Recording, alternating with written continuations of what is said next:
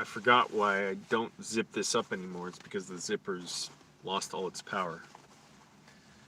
Hey everyone, Angelo here, homeless filmmaker in LA. Living in my car over 2 years now. And how am I gonna undo this?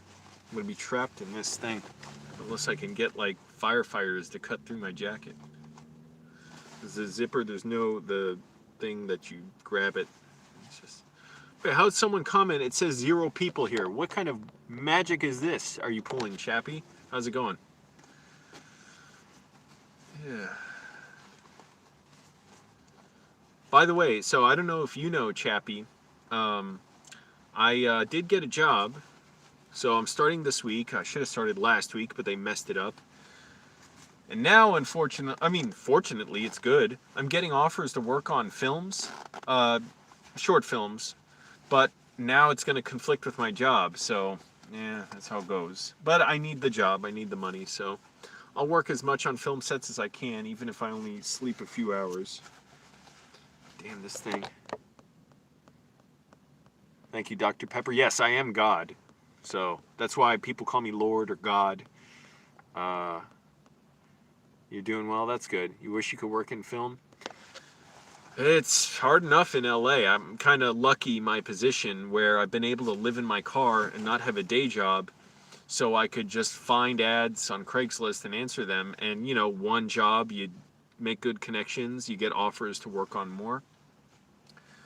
And fortunately, the people I was working with, it's kind of at a company that's producing several, so it's like, oh, they pass my name on to the next filmmakers and the next ones, and just that now I'm like, I have to tell everyone the same thing, which is, I don't know my schedule yet, unfortunately. I could be working 7 days a week potentially at this job, I don't know. Not always 7 days a week, but because it's a warehouse and it's stuff that, you know, people shop online for, now's the time it could be really busy. And normally at least I'll have 1 or 2 days off, I guess, but have to see, have to find out. So that's what I have to tell everybody is just, yeah, sorry, I don't know yet, but if you got to find someone else, I understand. However, I'll tell you as soon as I know. That's how it goes. I haven't had that problem for a while because I've been just working on film to film, and it's getting to the point where I do need to make money and pay rent. Yep, Angelo is God. That's the word. And it's getting too cold to shower. This morning I did at like 4:30 in the morning in the street. It's a little too painful now for me, so I think I'm gonna figure on try to do it in my car because there's no way I want to miss my shower. And so what I think I'll do is not use the moist wipes, or I'll use them, but what I want to do is lay down the towel on my chair here and use my loofah and body wash and stuff, scrub myself up, but then use the baby wipes to wipe it off. I'll see. Hopefully I just feel clean with that, or clean enough. I mean, oh my goodness, my pants have been unzipped for probably the last hour. I keep forgetting. Holy shit. What is going on with my memory? But yeah, I got to get a place to stay too, so, and I don't want to rent a place. The next place I live in I want to own. I want to see if I can work that out. I may have to go to space to get it because Earth's rents are too high. I've been barely eating lately. I lost over 20 pounds today. I hiked for a good 45 minutes with a weighted backpack. I'm pigging out a little bit, which I shouldn't, but, and this morning I had some of these too, I got to be honest. They gave me these free at the food bank with my purchase, little graham crackers, 160 calorie bag, 9 grams of sugar. I'll cheat a little bit. Rent to own places? I'd be curious about that. I've never seen that. The days blur, break the loop. Hello, Rent Strike. Yeah, the days just blur. Why does it say 0 people here? Now it flips to 2 people. I swear YouTube's messing up. I've never seen a rent-to-own place. I'm curious what that arrangement would be and how long do you have to rent there. I mean, if it was a great place, like where I'd like to be, that'd be cool, but for now, I don't know where that would be. And the valley's generally good. I mean, well, it depends which part of the valley. You can go kind of far out. I don't want to have too long of a commute for film stuff that's generally situated around downtown LA. But actually, not really. A lot of stuff I've had has been in the valley, in North Hollywood, Burbank, Pasadena.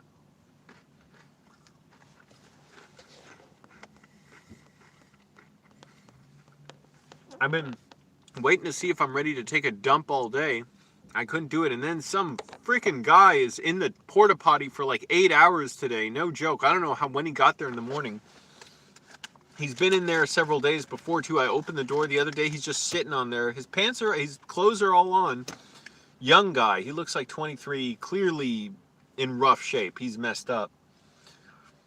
After he was in there, I could smell cigarette smoke. I don't know what else he was doing, but the thing is, that's the good porta potty that he was in, because it's got a hook where I can hang my jacket and stuff if I take a dump. The other ones don't have that. But I couldn't really make myself make anyways today. And I don't know, I got there around 11:30 in the morning. I left the park around 4 or so. He was in there he did lock the door afterwards, I swear. Today, because I walked in on him once or twice now already, I wanted to yell at him and say, why aren't you, I almost just pulled the door right open. I was all the way, because I wasn't even shocked this time. I'm like, oh, come on, why aren't you locking the door? You want to be walked in on? Fuck up. But he was sitting there, and I know it was him, because every time I went in the porta potty next to his, I could hear him talking.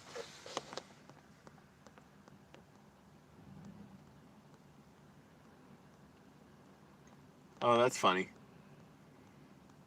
Yeah, I don't know if San Fernando Valley still has that reputation or not. So anyways, today I did see the biggest dump I've ever seen, and I had to be impressed. I thought for sure I would title this video, I made the biggest dump I've ever had in my life, or the biggest dump in history. No. I was hiking through the park with my weighted backpack, and it's a little bit more pleasant in a way when it's cooler out, because I don't sweat as much, and for whatever reason, I don't have to go to the bathroom as much. I ended up just walking like as far as I sort of could in a way. It hurts my back after a while, but going up hills and stuff, I want to build up my strength and just lose weight, but especially build up my strength for this warehouse job. And and I ended up making it way to like another park within the greater complex of parks that had porta potties. I went there, kicked up the lid, and I'm like, holy shit, this thing smells, and it is gigantic. That is amazing. And it was obviously one person, the consistency of it. I'm like, wow, that was huge. I just laid down a little toilet paper over it out of respect so I don't disturb it. And then I just pissed. Yeah, I don't know how to describe it. I really don't. I mean, this fucking thing was like an elephant shit in there.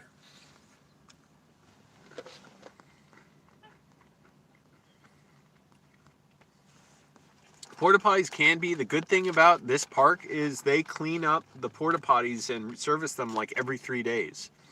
So they're usually pretty clean, and there's not a lot of people going to the park because the parking lot is closed because they have the Trump virus testing site drive-through there. So they close off all the parking lots inside.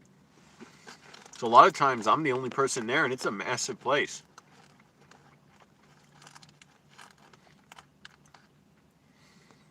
Yeah, I start the warehouse job this week, if they don't screw that up again.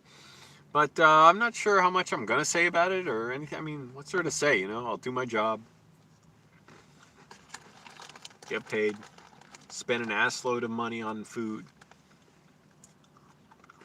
Still am right now.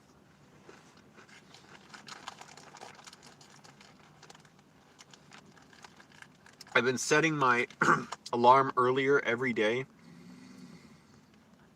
so that choking on these graham crackers, by the time I start this job, I'll be able to get up at like 12:30 or 1 in the morning to go in, to shower and work out. I don't want to miss my workout.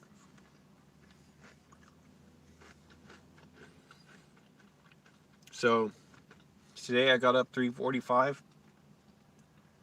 Tonight tomorrow I want to get up at 3:30. Maybe 3 the next day, and basically until, it's just very gradual, so it's not painful. Kind of sucks though, getting up that early right now, because like nothing's open. So it's like I gotta wait for everything to open before I can go anywhere.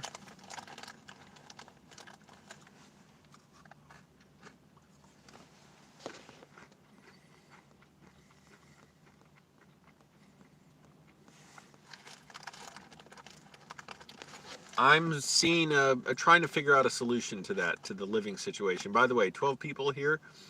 There should be 12 goddamn likes right now. 12 me damn likes. Because I'm God.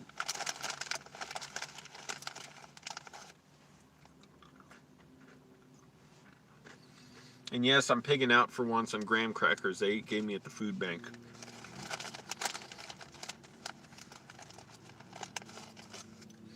I'm starving myself so much.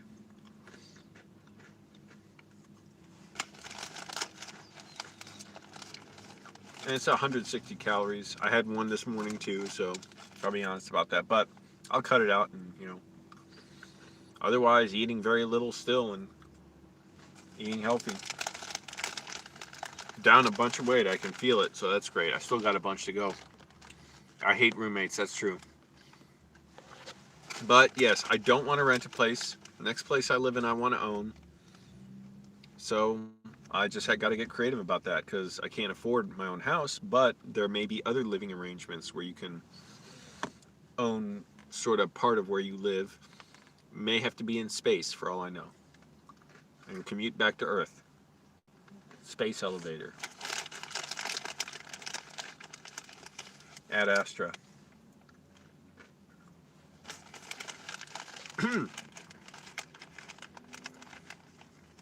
No, never been to a truck stop shower. In my trip across the country, I could always find Planet Fitness close to wherever I stopped for the day. Or even the next morning, I would just drive for as long as I could without feeling like I had to stop for a shower.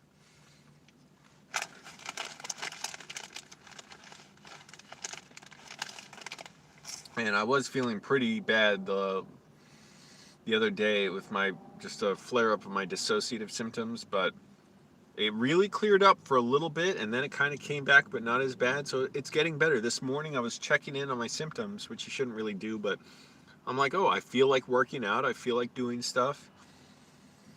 It's getting there. It just takes a shitload of time.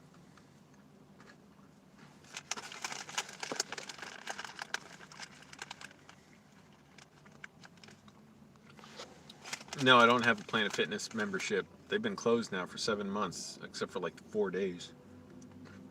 They opened up.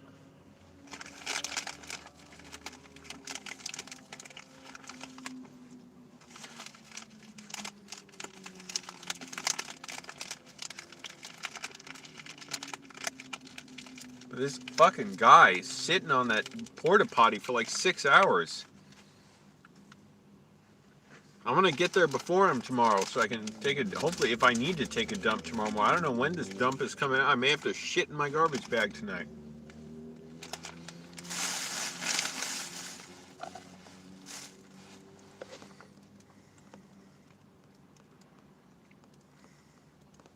What do you mean close everything down? Everything is closed down right now in LA. And I don't know if he will close things down. He wants to open up the schools, but do it responsibly, whatever that means.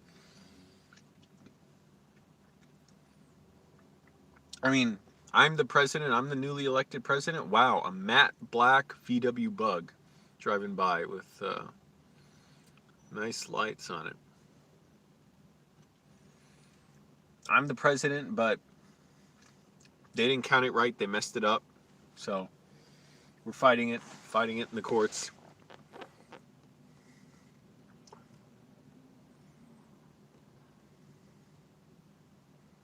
Oh, they're private rental. Well, yeah, that's what I'm thinking about. When I make some money, it'd be nice to sit in a theater again. I heard you can like rent theaters for like $90 and bring like 20 people or something.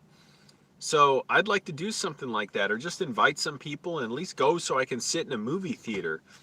I miss it, even though right now I'm still kind of getting out of my dissociative disorder. It is getting better. I wasn't even sure when I wanted to live stream again. Because I'm like, it's just too much. It's just sensory overload right now. I can't deal with stuff. I got to just be quiet. focus on my writing. I did do a good amount of writing today. Favorite car? I'm so over cars, man. My favorite car, a train car. Amtrak bullet train. Yeah, winter, man, it's getting even kind of too cold for me to shower in the street here. So, just mind over matter. I did it this morning. Maybe I'll do it tomorrow morning. We'll see. But it's gotten somewhat cold and windy today. I'll see how I'm going to get up real early, like 3:30, because every day I'm getting up earlier so that by the time my job starts, it's not I don't want to have any problems getting into work on time. I always want to be the first one in, no problems, minimal, disruptions. Not because they deserve it, they don't, but I just want to get promoted fast. If I'm there long enough to get promoted, I need to make more money as soon as possible. And so that's why I'm like going on hikes with like a weighted backpack. And today was one of my longest. It was like 45 minutes or an hour. And it was up a bunch of hills too. Not huge hills, but just, like, I don't know, 15, 20-foot hills up and down. So it was a good workout. Afterwards, my legs, I could feel it. And it's burns a lot of calories too.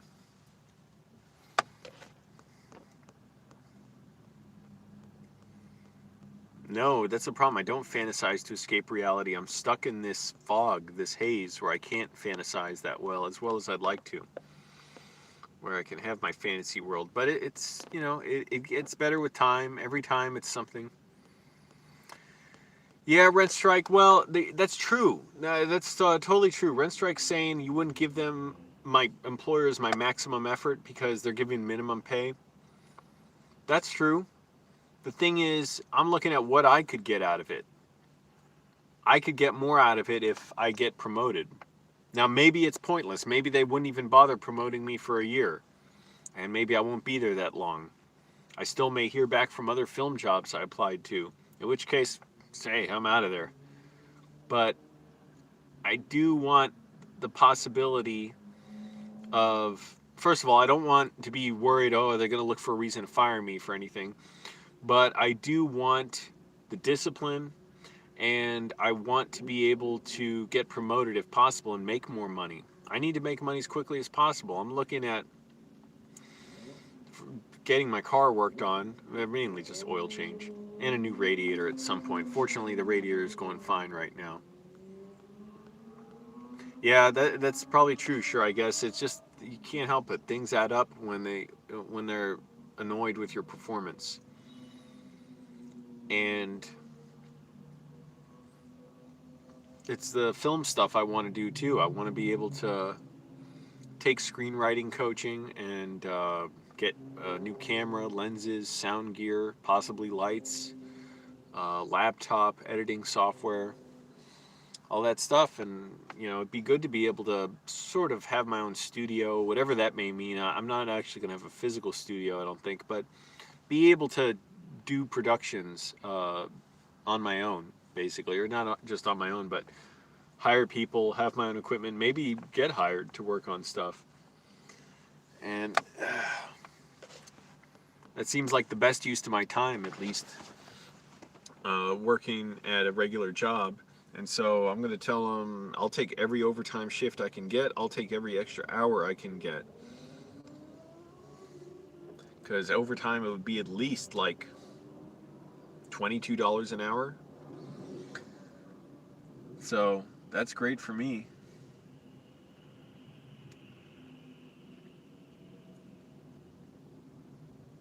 And in the meantime, it's just like I got to make a game of it. The showering in the cold and getting up early and stuff. Getting up early is not really so bad, but just keep moving. Even today I was getting frustrated. My mind was getting fogged up. I couldn't think of ideas for the screenplay I'm working on.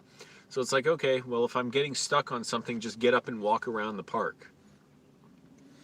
And when it was getting even too cold and I was a little too hungry at the park, I drove over to the food bank, charged my phone for a bit, then they closed, and then I came over here. So at least I'm doing something, because my mind, I couldn't daydream and stuff the way I normally do. I'm like, damn, my mind is still like clamped up like in a bear trap, but it's getting better. And I just know doing more stuff, it helps. So it'll help to be at a job too, to be physically active, to be interacting with others, to get up early, still be eating healthy. Yeah, I did have my 2 bags of graham crackers today, but I've been eating very healthy lately and lost a good amount of weight. Probably below 188, which was my lowest that I weighed myself a little while ago. But I still got a ways to go, at least another 30 pounds.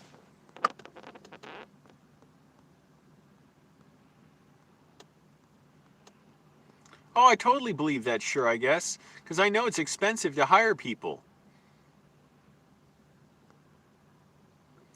Well, yeah, rent strike, that's kind of true.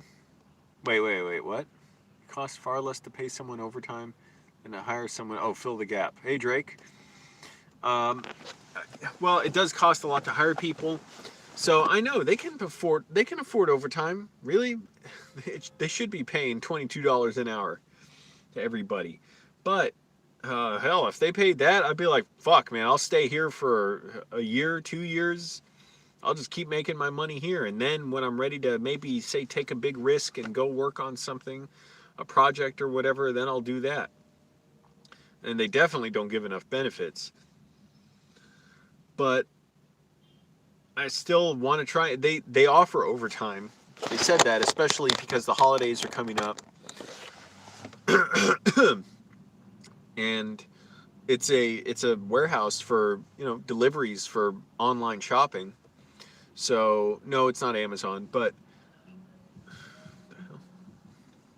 distracted by this car flashing its hazards. I gotta drink water. I'm choking on these graham crackers.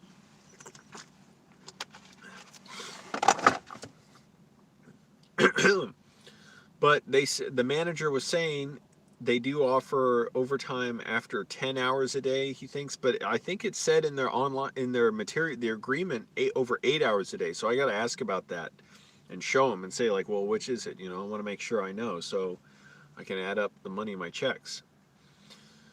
And also, they said there will be 6 and 7 days a week offered sometimes. So for me, I'll just be the guy who is willing to take them all. Basically, it sucks because I have been offered some more film stuff recently, but I'll if I can take it, I will. And I gotta wait until I find out my schedule. But I really need to work, and now I got dissociated again with some thought image popped into my head. But that's how it goes. It comes and goes. Thank goodness I'm sane enough to function. Oh boy. I'm doing all right, Drake. It's kind of challenging and yeah, feeling weird and stuff, but I'm doing all right. Wow, big motorhome behind me. Yeah, hopefully I don't have someone who's breathing down my neck. Well, so far all the managers seem pretty laid back, and when I say laid back, I mean I just mean I'm not bad mouthing them by any means. Just like they're just like, it's just a paycheck. You were making $29.70 an hour. Wow, and of course you lost the job.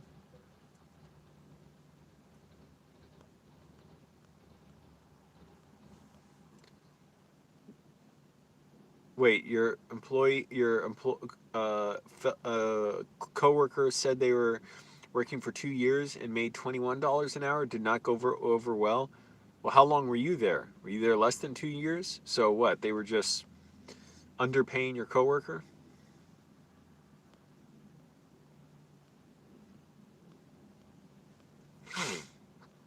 Oh, you're there 3 months. Wow. Yeah, so that sounds messed up somehow. Yeah, they were underpaying him. Wow. $21 an hour. I still wish I was paid that. But yeah, that's why. I mean, I think it's good to talk about your income with coworkers. Yeah, I'm dissociating now, but it's not all bad. I don't know, it's like dislodging some pent up tension. I get this weird taste in my mouth, feeling in my mouth. The spot on my leg, it's acting up, although it's nowhere near as bad as before. So I don't know. I don't know what's going on when my body does that. And here's the thing, there's no shortcutting my way through this disorder. No matter how much I do all the fucking steps they say you're supposed to, oh, be active, get up early, eat healthy, interact with others, stay engaged in your hobbies. I do all that stuff all freaking day. It's still just, it dislodges itself when it wants to, you know?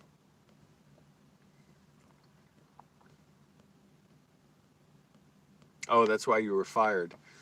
Well, I think you did the right thing, but yeah, that's the other problem.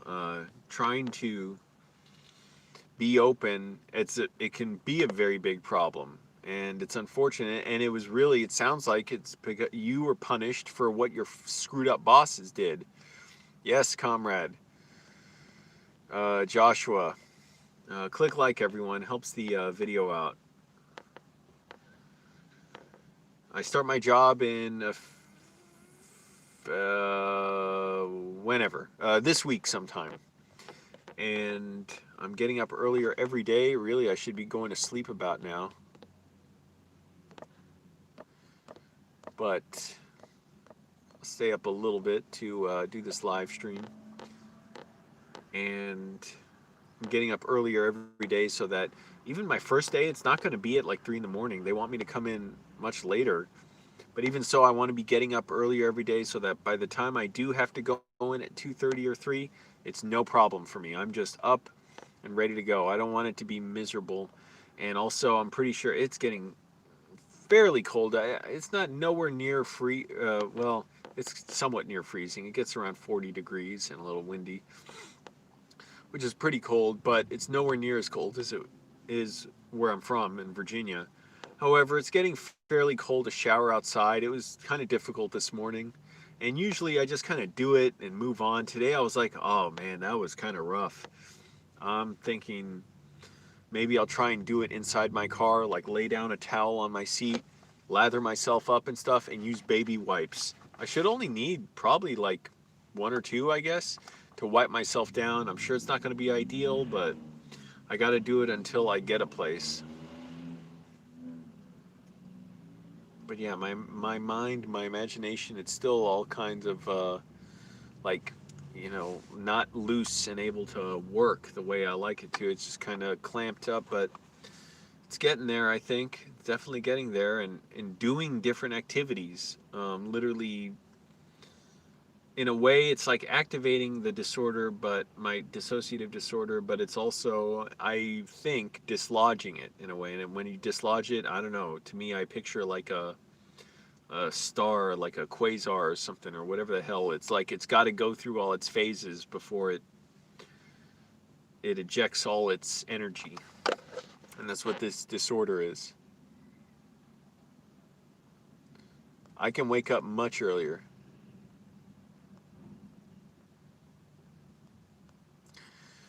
Yeah, Joshua. Well, thanks. Definitely, that was a struggle all my life. I worked till 2 or 3 in the morning a lot of times when I was a bouncer. So for years, I was getting up by noon or 1 in the afternoon.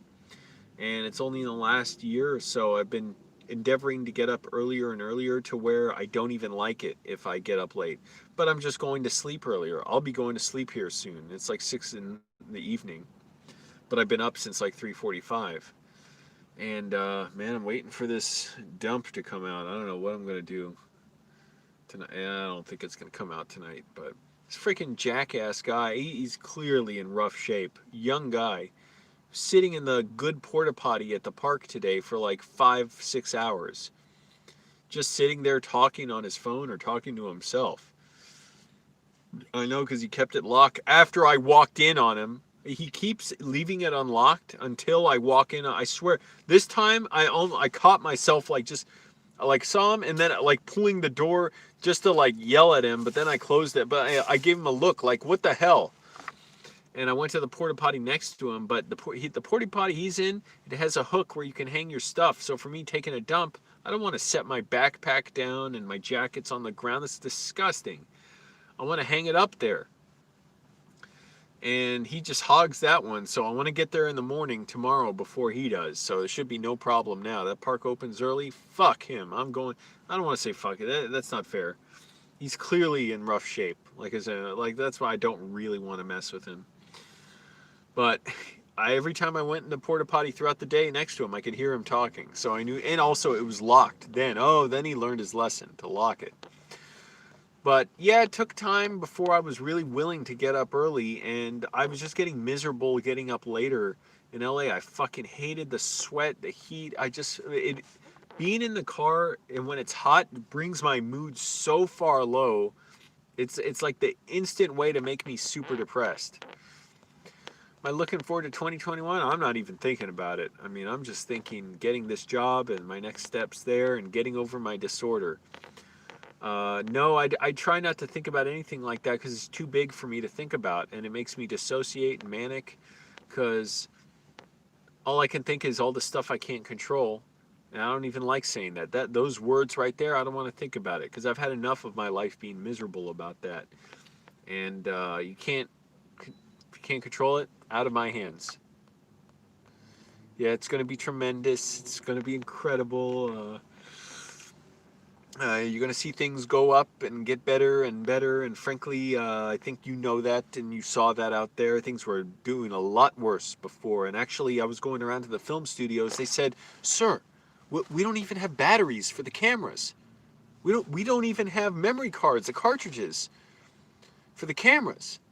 So the film industry was a mess before I came along, and I alone fixed it. The camera operators, the DPs, the gaffers, they say, "Sir, now with you we have batteries, we have lenses, we have memory cards." So it just turned around so quickly, and it's going higher and higher, and it's really beautiful, and we've never seen anything like it. And it was a mess, and believe me, it was going to hell fast. I don't think we would have had a film industry if it wasn't for me coming in. I mean, you see the way our film industry was just decimated before I came in. But anyways, I really want to now just stay healthy for one thing. Oh, I made a doctor's appointment finally. I tried to get one for a physical. Oh shit, and I got to remember this in case I'm working on a film that day, but the doctor's office that's my primary care provider through Medi-Cal, it's the free California health insurance program for low-income people. They won't even take in-person appointments until a doctor calls you for a phone appointment, and then they'll say if they'll give you one. So I gotta wait another week. Wait, what's today's date? No, 2 weeks for a doctor to call me. And all I can say is what? I've been living in my car. I gained some weight. I lost some. I want a physical just to make sure, my cholesterol and stuff's under control. I really hope it is. That would be kind of scary if it wasn't. I've been eating very well, except for the graham crackers today. But oatmeal, I mean, salads, rice, chicken, herring. Herring's good for your cholesterol, I believe. Almonds, when I can afford them. And I want to see if I can just get blood work done and get a physical. So, I don't know. And it's been over a year now, over a year and a half, because the last one I had was in Virginia. My cholesterol was under control then, just through diet. But I have gained a bunch of weight, so now I'm losing it again and exercising really well. That helps too, but we'll see. So now I got to just try and get an in-person appointment. I had a doctor test me. I had very high cholesterol, and I got it down through diet. This freaking doctor, he was threatening to put me on cholesterol pills. I was like, just give me another appointment, and like to get it down. Because I had one appointment, it was going down. Then the next one, it went up, and I'm like, just give me another one. Clearly, I can control it or affect it with diet.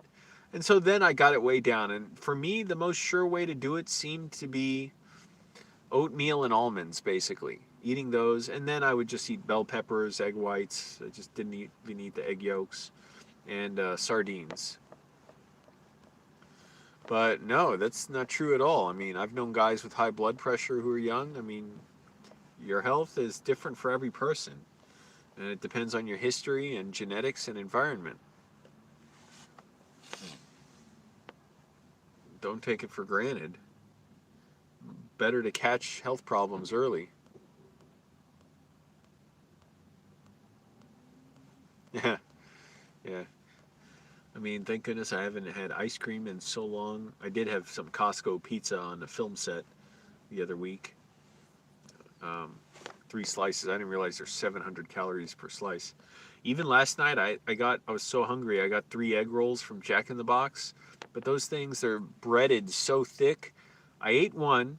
I didn't eat the end of it, the breading. The second one, I was trying to just take out the insides and not eat the breading, and I did it partially a little bit. And then the third one, all I ate was I just tore it open, ate all the insides out of it, which was not that satisfying, and left all the breading because I'm like, this shit is just garbage. It's junk. Wow, she could see fat globules, or he could see fat globules in your blood. So yeah, be careful. I mean, you can control your health, and it's tough eating healthy when you don't have much money, that's for sure, and when you don't have a kitchen. It's really tough for me. I'm broke as shit. Fortunately, it'll be easier with this job. Even so, it's very expensive to eat healthy, even if you have a job. So yeah, I'm sure I'm dissociating, but I'm just trying to like make my just keep going no matter what and get over this disorder, because it would be so exciting for me to just finally be out of it and know I'm better and recovered and I'm not at risk of constantly relapsing. I was feeling really clear for like 30 minutes or so a day or two ago after I was feeling really low, and then I kind of lost it, but it's not as bad as it was before. So I don't know what it is. It's literally, I almost feel like I've got a low level, like, of being electrocuted right now. It's just overwhelming for my senses.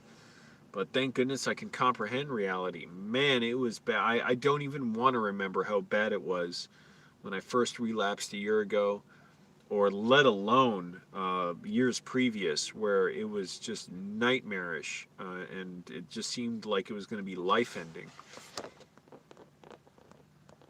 And drink lots of water too, which I should do.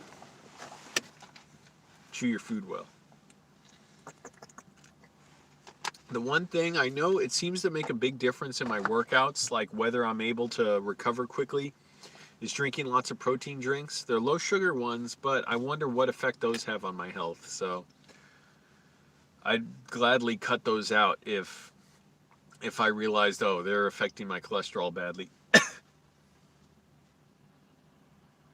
But right now, the thing is, I get them cheap at the food bank, and I can't afford a lot of other protein, and like I said, it makes a big difference. So if I don't have much one day, and if I have enough the next day, then I'm able to recover so much better and work out better.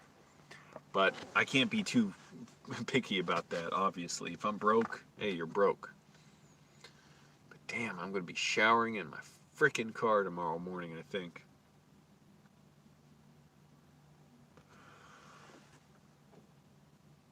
Yeah, that's the truth, probably. I don't know. I just hate the idea of not really showering, but I'll be able to. That's the thing. Do it, and then just instead of pouring water on myself to rinse off the soap, I'll be just using baby wipes to wipe myself up.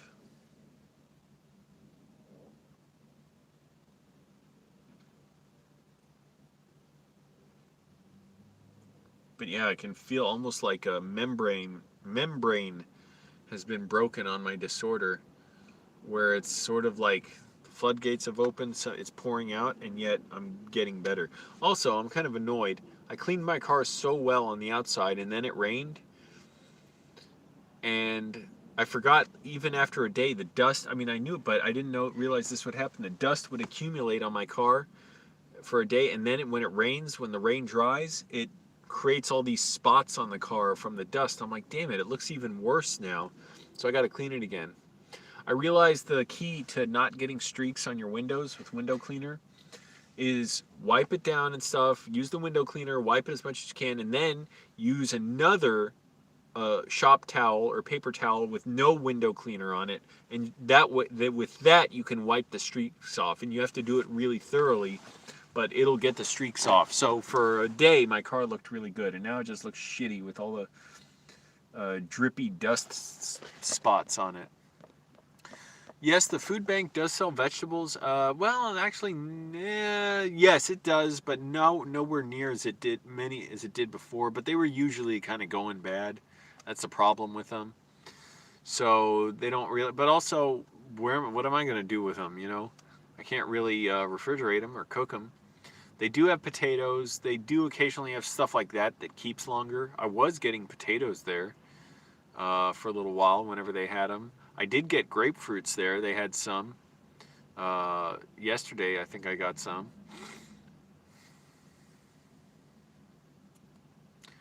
They got lots of oatmeal. That's always good. I can always rely on them for oatmeal. And what else was I thinking? Protein drinks. They often have those. And like keto drinks, beef jerky.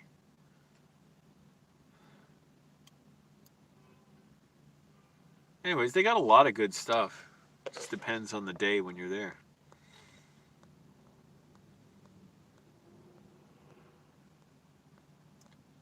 Yeah, what the hell? Who the hell thought you could drink alcohol in your car just because you live in it? I never thought that. I was even more cautious about the idea of ever drinking once I moved into my car, because I wouldn't even ever want to be in my car. And if the cops question me, if they're like, "Oh, you've been drinking today," I don't even want to ever have to say yes.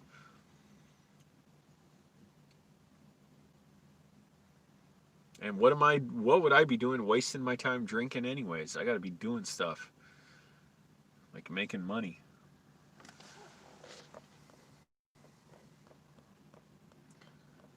Yeah, I know, the gas skillet. I could do that. There's a dollar store that sells them, but it just seems like a huge pain in the ass to clean up and money, and you got to get the food right away and cook it. You know, it's like, it's not really worth it. I'd rather just pay at a restaurant. Today I got a big chicken salad from Daniel's Tacos. I was stuffed silly after that, even though it's probably not a ton of calories. I don't know. It's a decent amount of chicken, actually, and some avocado and tomatoes. That's really great.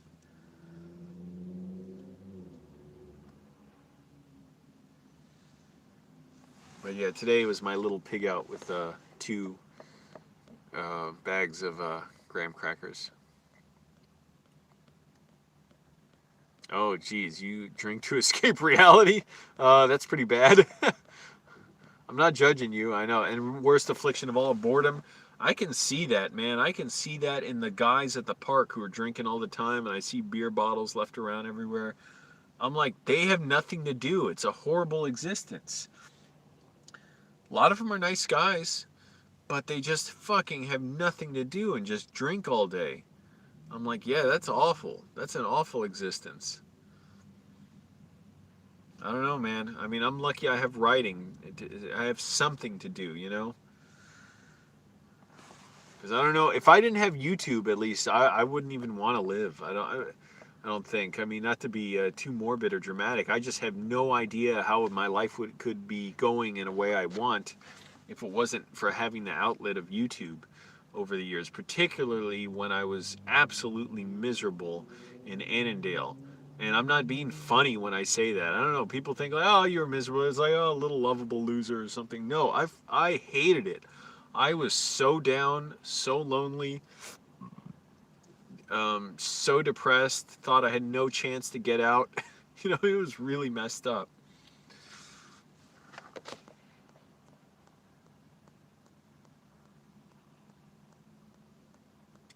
Thank you, Rent Strike. Yeah, I'm making my way there. I wrote a decent amount, about 2 pages today. Most of it all in one burst this morning. Not of a screenplay, but just notes. And that's how you do it. Most of the writing and stuff and the preparation, I mean, the creating of screenplays is thinking it up and stuff, and then the writing of it is the last part. Oh, and I did have a nice experience catching what's his name? Steve Massa, and I can't remember the other guy, Ben something. I'm subscribed to his channel on YouTube. I'd be glad to give him a shout out. But look up Steve Massa and Ben. Wait, is it Ben Sassy? Or am I mixing him up with like a Republican senator or something? They do weekly Sunday live streams of comedy silent films, and Ben, I believe that's his name, plays piano accompaniment, and it's great. He does it. The films are great, and I managed to catch it today. So I saw some of a 1915 film that's very funny called Sledgehammers or the Sled. A lot of it is a guy swinging a sledgehammer at someone's head, which is so funny to me. And then they had the Charlie Chaplin short film, The Immigrant. And so I saw both of those. They usually have like three short films, I believe, comedy shorts.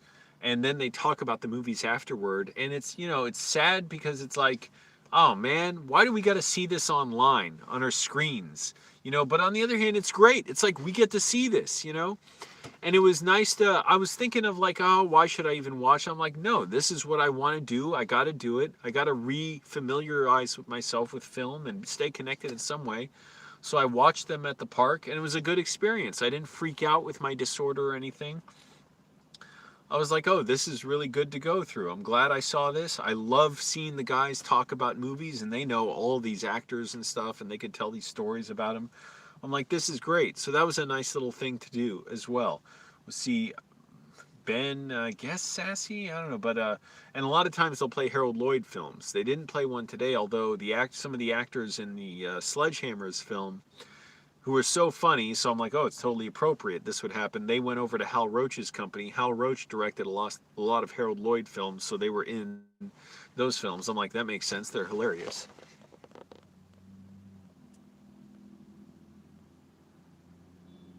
I've never seen Entourage.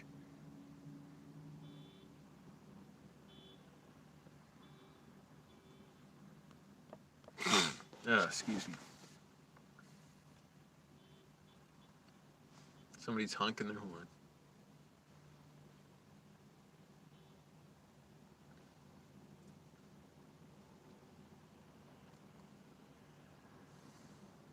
And also, just trying to literally like force myself to just relax my body today, breathe, concentrate on my breath to get out of my disorder.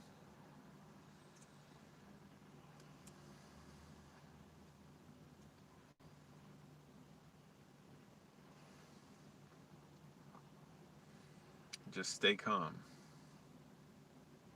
Thinking of having another protein drink right now. I have one more in my trunk. Do I think religion played a crucial, horrible, terrifying role in my disorder?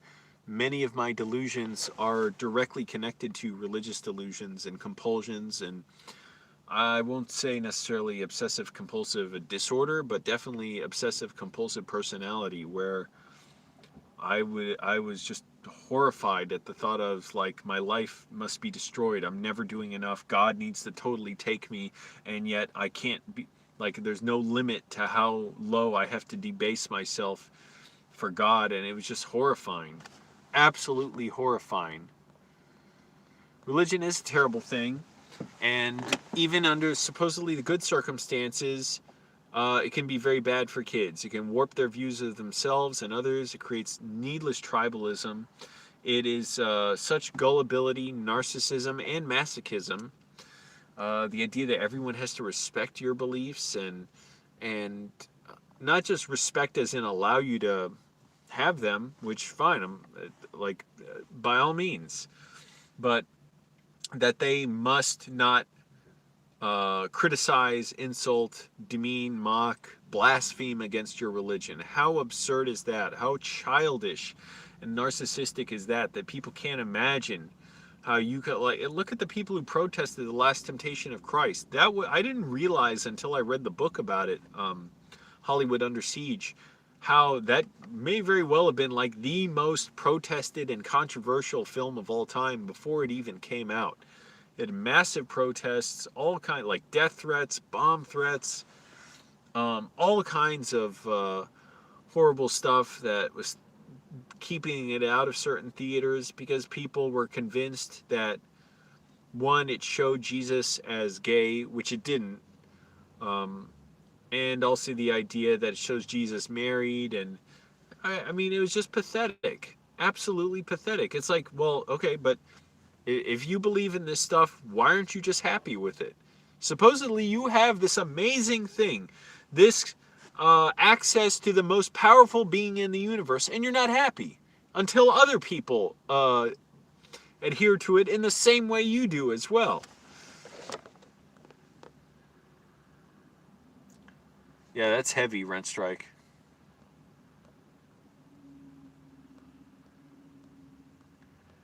I don't even hope for one. I don't hope for a God. I don't want one. I don't think there is one. It makes no sense to believe in one. Think about it. Where do all our gods come from? From ancient peoples with superstitions and no explanation for reality, so they anthropomorphize everything. Oh, it's a mountain god, a wind god, a sky god, a fertility god, an earth god, a love god, a hate god, a whatever god. God of the sea, God of how many other things are there? I don't know. Always a god that somehow aligns with your culture. How absurd is that? So Egyptians, oh, they're Egyptian gods. Greeks, Greek gods. Uh, the Hebrews, they had, I think, like multiple gods. The Bible is not all just one God. It's kind of multiple gods that gets changed into one God after a time. And we're supposed to believe, like, it is mind warping and mind altering. And I'm still sort of opening my eyes at times, realizing just how provincial and narrow and often racist it is, and how I was steeped in it as a kid to where I was almost terrified to be free of it because I didn't know how to navigate life without it. And also, the universe is possibly infinite. It is so massive. A God that made that would have to be such an infinitely complicated being, and to make such waste just for us, and it doesn't even seem like we're favored. You know, we can die so easily. We're so fragile. Our bodies are relatively weak. We can die from all kinds of diseases that we didn't know about thousands of years ago. Anyways, and the idea of a book, it being this truth being transmitted in a book, like that wouldn't even reach most parts of the world for a long time, still hasn't reached parts of the world. And a book that looks like any other book, complete with a bunch of flaws, with bad ideas, with made up stories. There's some real things in it. Yeah, some truth. There were people who were Israelites, Hebrews. That's true. There were certain locations in the Bible. That was true. Yes, Rome did exist. But so much of the stuff doesn't add up, doesn't match up to anything in reality. Noah's flood, what a load of crap. That obviously didn't happen.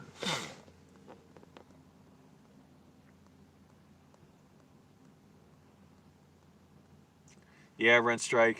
I hear you. Yeah, church was so like just kind of warping to me in that I was miserable at church, but I thought, oh, well, that's what life is. You're just supposed to be miserable, and that's what God wants, and whatever, God can do what he wants.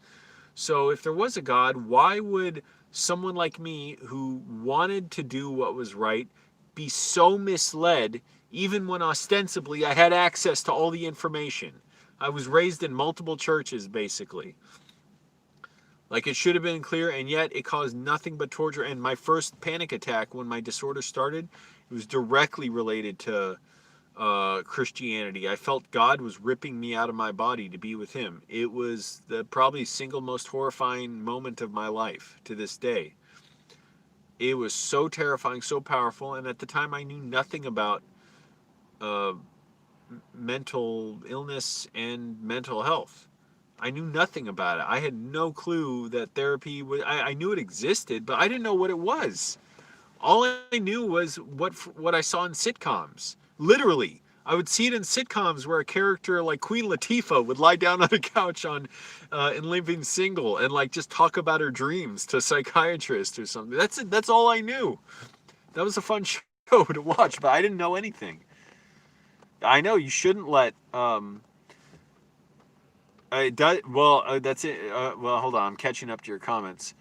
But yeah, that I think that's an abuse of parental authority to raise a child in a religion. How can you pick that for them? How can you possibly say what they are at that point? They cannot understand. It's not just that they don't. They cannot. Let them make the choice when they're older. Why is that? If religion is so true, why isn't it something they let you choose when you're older? Because they know you have to be gullible and your brain has to be forming and you have to not be questioning what you're learning for it to work on you. And that's the sad thing for me. I was deliberately overriding my critical thoughts to try and pretend to adhere in it. Even while in my mind I would question, like, well, how do we know Buddhism isn't true or Hinduism? Those seem like pretty intense religions. Maybe there's something to them, you know?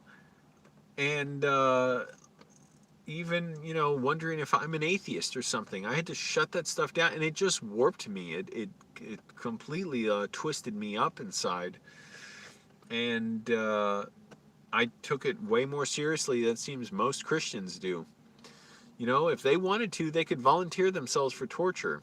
Now, you said it sounds like an acid trip. Yeah, well, a dissociative disorder, it can very well, possible. I don't know. I've never done any hard drugs, but I certainly don't think I need to. I have enough stimulation. I don't know. Maybe LSD would be good for me, but I'm afraid if it's a bad experience, that it wouldn't be good for me. Especially since I already have such a disorder. It's like, that's enough for me. I don't know. I'll get through without it. But it's a dissociative disorder. And I actually know somebody who said, based on what I said about my symptoms, that people take drugs to feel the symptoms that I do, to feel the things I do. Except, yeah, I can't control them, and you're disconnected from your body and stuff, and feel reality isn't real, but then you come back from your trip. For me, it's a very difficult thing.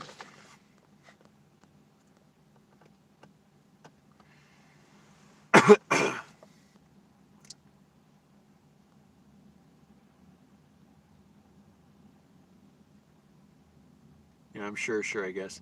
Uh, wow, Slouch is saying someone who has done LSD and had DPDR, they are eerily similar. That's really interesting.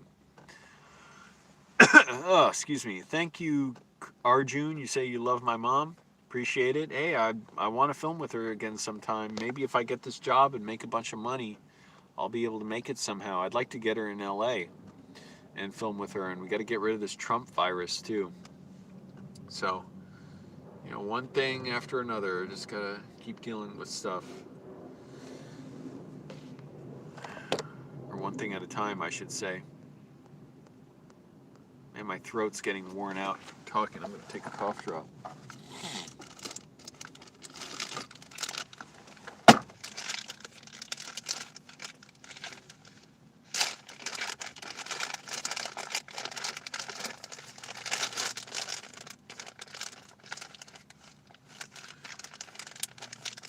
And definitely want to get a place at some point. It's getting too cold to shower.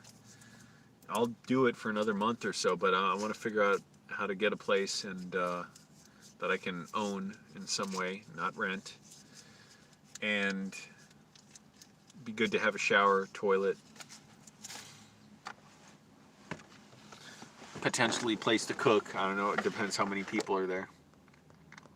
Oh yeah, the rash is pretty much gone. It was all around this side of the face. It's not just the cream itself for the rash. It's that I have to avoid having the sleeping bag on my face. It just messes up this side of the face. Hey, Jeffrey Cockington. So I avoid that. I just put a blanket over my head, basically, because I gotta cover up my head. It gets cold. I can't sleep. But I'm looking at my rash now. I don't really have a rash. It's gone. I can't see my mom because she's across the country.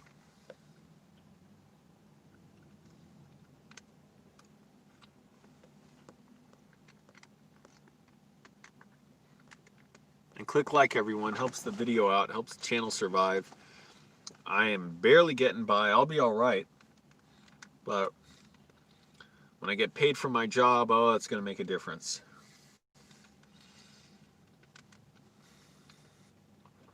This money's got to go straight into whatever the fuck. Straight into my bills, and then potentially into trying to get a place. I may be able to work out. Oh, and having laundry at my own place. That'd be nice. But potentially being able to sort of get a place that I could own in a way. Because I don't want to rent and I don't want to have a landlord. So, see if it's possible. Wow, you just applied for a warehouse job. Where do you live, Jeffrey? Great, we got 10 likes, finally. Yeah, anxiety's tough. I mean, for me, I just deal with it by just keep trying to stay busy and moving. I live in Ohio. Yeah, well, hopefully it's a decent job if you get it. If not, move on. If you can. For me, at least, it looks like this job's decent. They're underpaying, but I need to start work soon. They freaking screwed up my start already. I should have started this week. And they messed that up. They said, oh, there's a mix-up. Can you start next week? Now, what the hell? Can I just do that? Can I say, oh, there's a mix-up, I'm starting a week later? Hell no. Are you kidding me? They'd probably fire me.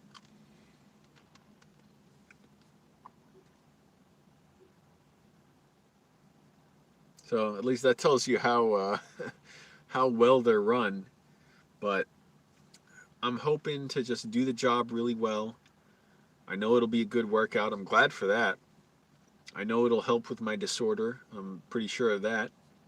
To be moving around, interacting with others, getting up early, and it'll get me some money. And what I'm hoping is I get promoted soon enough, if I'm there long enough. I don't know. If I get a film job or something, I'll take that. But I'm hoping I get promoted so that I get paid more. I need to make money as quickly as possible to keep my film career going in whatever way I can manage if I'm working a warehouse job.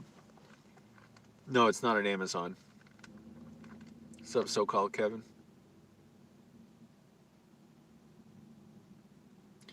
Yeah, well, warehouse work is often entry-level work, so that kind of, and also no customers. Thank fucking goodness. You have a start date for your Amazon job. You're not sure you want it. Yeah, it's a tough decision. I mean, I know the Amazon's terrible. They will fire you for any reason, apparently, and they're really hard on employees. And over 20,000 of them have gotten the Trump virus, so you got to keep that in mind. You know, your own safety. But they do pay $15 an hour, as shitty as it is, and they could pay a lot more. And all the fucking bootlickers everywhere. Oh, companies pay, oh, $15 an hour. I'm probably going to go out of business. Really? Amazon, Walmart, Target, all these places are going to go out of business and I can't operate. Yeah, or you've been brainwashed with bootlicking.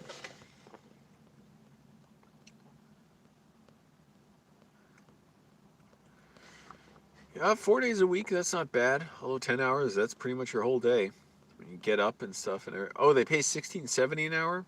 I mean, I don't know. You know, it's...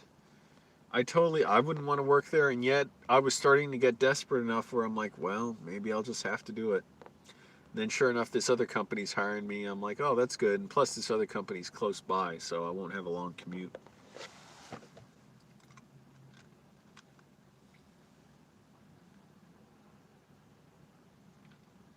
But yeah, it's getting a little rough to be showering in the street anymore. So it was a good run, 7 months. And I'll be looking forward to getting into a place somehow. I don't even really miss showering itself. Like, I kind of enjoy the challenge of what I do, but it would be nice to get a little more thoroughly clean, even though I do it well. And, well, just be able to do it indoors, out of the cold. Oh, that's funny. No interview. Wow.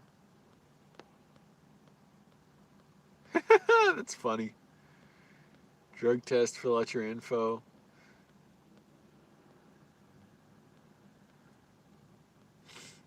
Wow. Well, yeah, let me know how it goes if you do work for Amazon. I'm curious.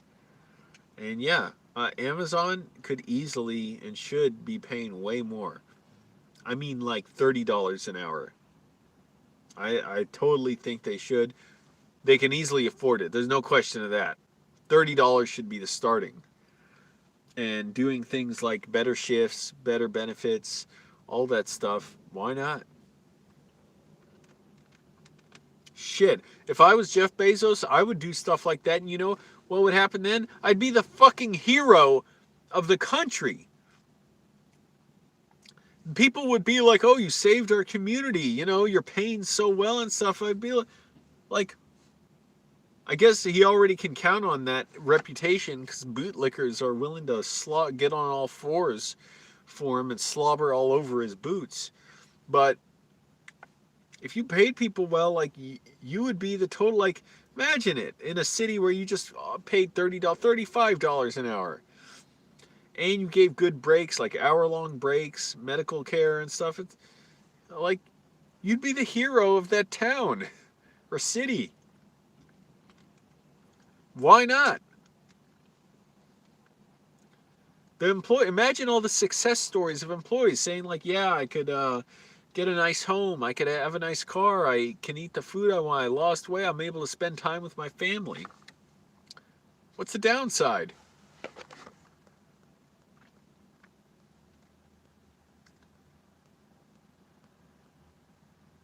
In-N-Out pays well.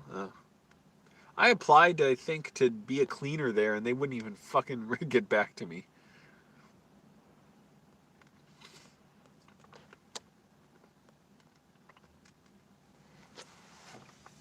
But I'm glad enough with the warehouse thing. It seems good. Seems like a decent gig. We'll see. I don't know. And the shitty thing is, I won't get paid this week, even though I start this week. My first paycheck will be next week, the end of the week. Gotta wait. I don't want to be a UPS driver. Shit, stuck in the car. I gotta piss all the time. What am I gonna do driving a UPS truck? Piss in a bottle? I mean, I do that all the time too, but I don't want to be doing that at a job. And now it's even harder to find bathrooms to go to because of the shutdown.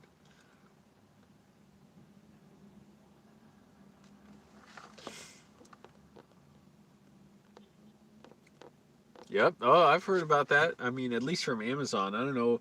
I haven't heard that about UPS. I mean, I guess UPS pays pretty well. I don't know. Paid decently. But yeah, I've heard of UPS. I mean, Amazon drivers definitely pissing in bottles.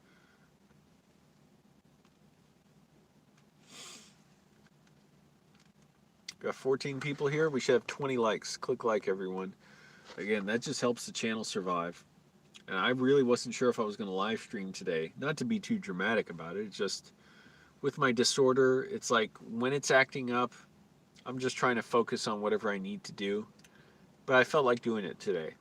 Last day or two, I was like, no, I don't want to do it. I just want to get on with my writing, with being quiet, keeping my mind quiet. It was just too much, like sensory overload. Well, yeah, and I guess that's sort of, I mean, a good thing about the place I'm going to work at, the warehouse. They say they're very busy now. I say sort of good because who the fuck's tapping shit around me? Because, first of all, they should be paying a lot more. Oh, if your business is booming, pay more. But the good thing for me is they're offering bonuses, they're offering overtime. They may very well be uh, promoting people quickly. So if I can get along with people, do all that, show I appreciate everyone and stuff, I know I can get promoted quickly. I was surprised at my first job. I got promoted within 3 months. I was, granted, it was like all low level stuff. I was at a movie theater, Regal Cinemas. I was an usher at first and concession employee. And within 3 months, they promoted me. I don't know how much of that was, maybe kind of, you know, basically because I'm white. Really, the general manager was kind of an asshole, and I didn't really, you know, understand or think about that. And we did have a lot of black managers too, but even so, I didn't. I don't know. But either way, I got promoted within 3 months, so I'm like, well, okay, that showed, and I was surprised too, and that showed me, okay, it's possible. So just get noticed and do a good job and get along with everyone. Hello, Terry. Thank you. By the way, when I was working in a movie theater, 2004, if you can believe it, that long ago. So Shrek 2 was out, 13 going on 30, New York Minute with the Olsen twins, where Dr. Drew plays their dad. What else? What the fuck else was out when I started working there? Yeah. Spider-Man 2 came out shortly afterward. I was there at a midnight screening of that. That was great.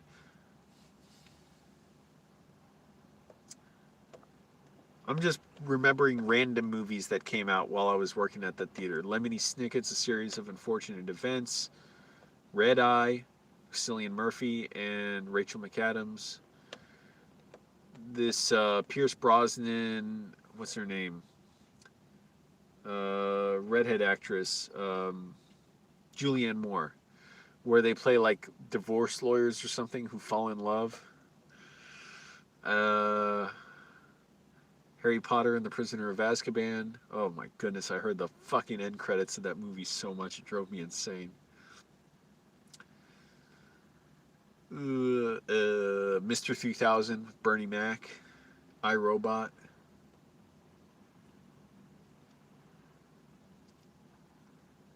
What else? What else? Wedding Crashers. That was the busiest weekend we ever had. We were slammed. Star Wars Episode 3. Yeah, a long time ago. Good times. What else? I'm still trying to think. I just like remembering these movies. Wait, was it Shrek 2 or Shrek 3 that came out? Shrek 2.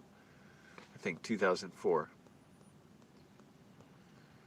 Yeah, fortunately I found this good pair of jeans I have. They're pretty good.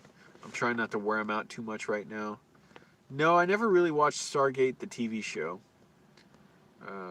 The only kind of sci-fi show I can remember watching was Star Trek: The Next Generation. I did like that. I'd like to watch more Star Trek. It's just whatever. Obviously, I don't know how people have time to watch anything really. I wish I could remember what other movies that came out. I was working there. Oh, um, the one where Al Pacino, Merchant of Venice, the Shakespeare adaptation. Was it Merchant of Venice? Wait, it was something, but in 2005, Bad News Bears, the Billy Bob Thornton one. And who directed that? I'm trying to think. Was that David Gordon Green who directed that? I'm not sure.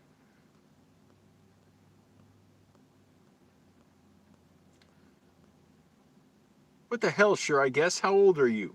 Why is your mom telling you about washing your pants? Then again, my mom would do that too. Still trying to think of movies from 2004 and 5.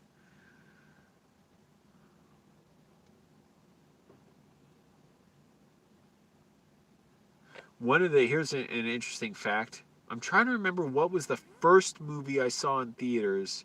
I remember the first few that I saw after I got out of my first 14-month bout, excruciatingly painful bout of depersonalization, derealization. And I was so glad to be out of it, and I was like, wow, I can watch movies now. What do I do? I think the first movie I saw in theaters after that was Zack Snyder's Dawn of the Dead.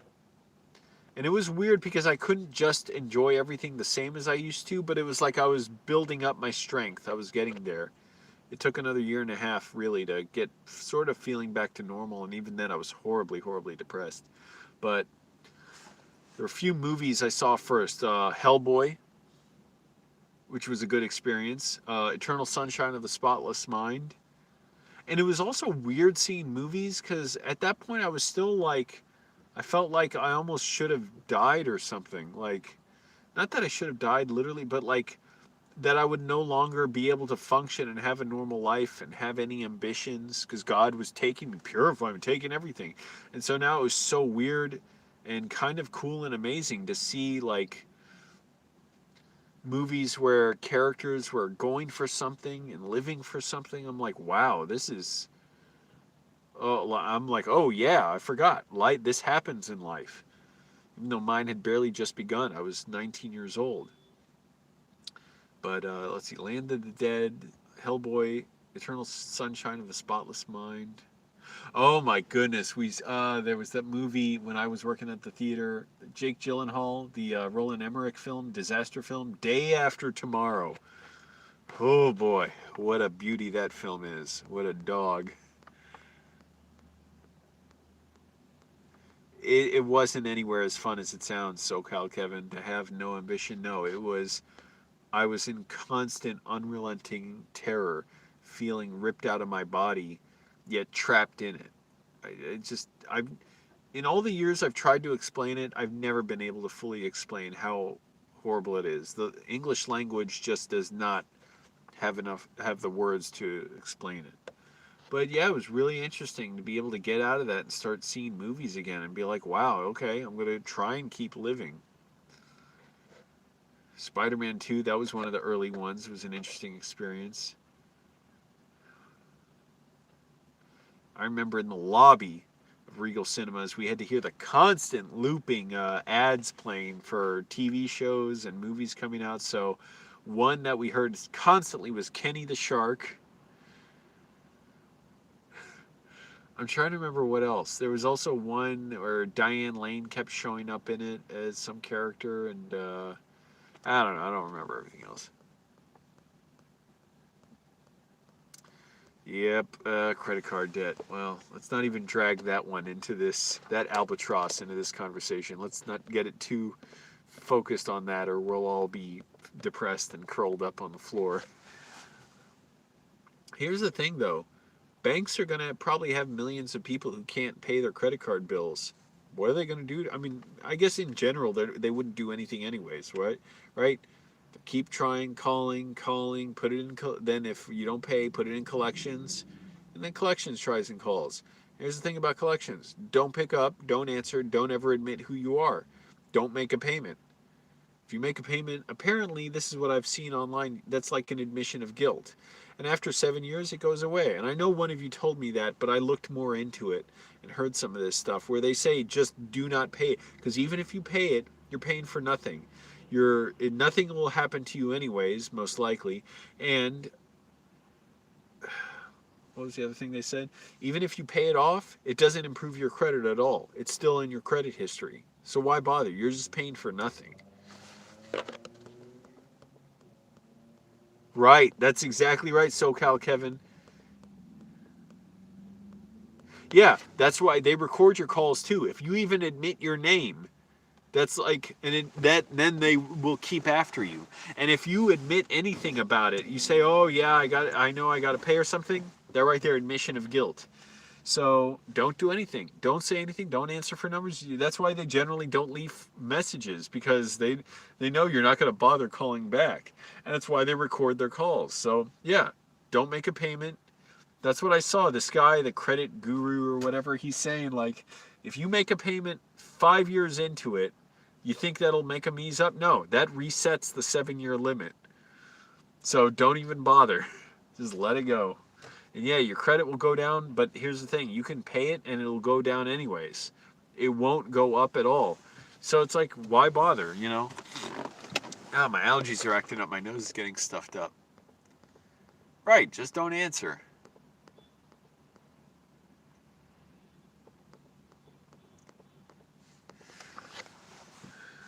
So there's some advice for you, but I'm wondering, like, I mean, obviously these banks can't do anything, and even in most cases, they wouldn't bring you to court for credit card debt. But I mean, what could they do if, millions of people can't pay their bills?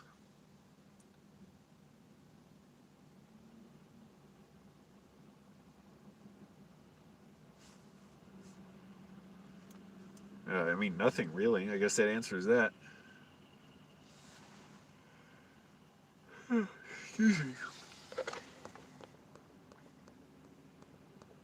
Well, you know, some of you guys were talking to me about filing for bankruptcy, and I forget if someone in chat said it or what, but it became clear that that's not really necessary for me, and it wouldn't even be really helpful, and I'd have to hire a lawyer, and it's a big step. Or maybe it was that credit video I saw. I forget the channel name, but look up on YouTube reasons not to pay collections or something, or should you pay collections? This guy will be on there who pretty clearly lays out reasons why you shouldn't. And yeah, anybody can be saying any information. I literally, but anyways, it seemed like good advice. By the way, I literally saw a YouTube ad last night that was such bullshit. It was some Bible code for a special, like a Bible cure that will prevent disease, improve your memory, reduce fatigue, and it made Abraham and Methuselah live for hundreds of years. And they're like, click now before this goes away. Yeah, before someone catches it and it gets reported to the FDA or something, or to the FCC as false advertising. And I went to their website. It was a joke. It was garbage. It was like, click here for, you know, free info on this Polish scientist discovered a mistranslation in the Bible that contains a secret. And Hitler sought this out. He sought out these relics. Who knows what would have happened if Hitler's army was able to get a hold of it? Like, what bullshit! These gullible people who fall for this.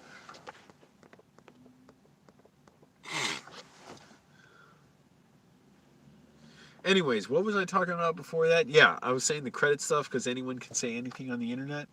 That's right. I mean, for the most part, it seems like what can they do? Now, granted, if you're making a lot of money, I mean a lot of money, that might be different. They might be interested in taking you to court for that. What the fuck do I have to pay? I have less than $50 in my bank account right now. I'll get paid soon, but yeah, it's like, okay, good luck. No, I don't wish good luck to them. Yeah, Prisoner of Azkaban end credits. That music at the end is just so annoying. That, anyways, it just noodling goes on and on. But what else? What else played there? A lot of romantic comedies that I'm sure just came and went in one ear out the other. But those were the kind of movies that were nice to walk in on when I was working there because you didn't have to pay attention too hard to them. Like if it was a really good movie, it was distracting. I had to watch. Yeah, there were so many that were, again, like just pleasant background noise. They'd be in the theater 1 week, gone a few weeks later. Can't remember a lot of them. Anyways. Wow, rent strike. Oh, okay. Where do you live again? Rent strike, Florida?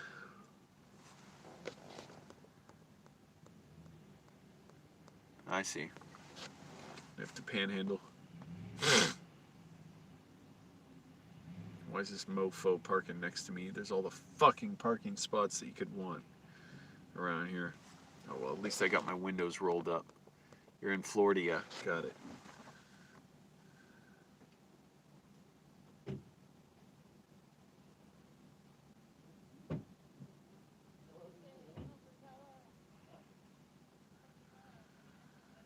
My nose is so stuffed up.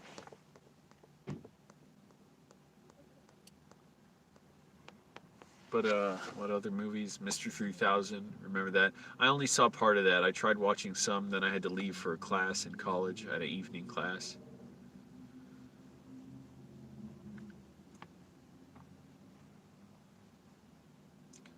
What the shit else? Fantastic Four. I never saw that. But by then I was a projectionist. Oh, Batman Begins. I saw a midnight screening of that.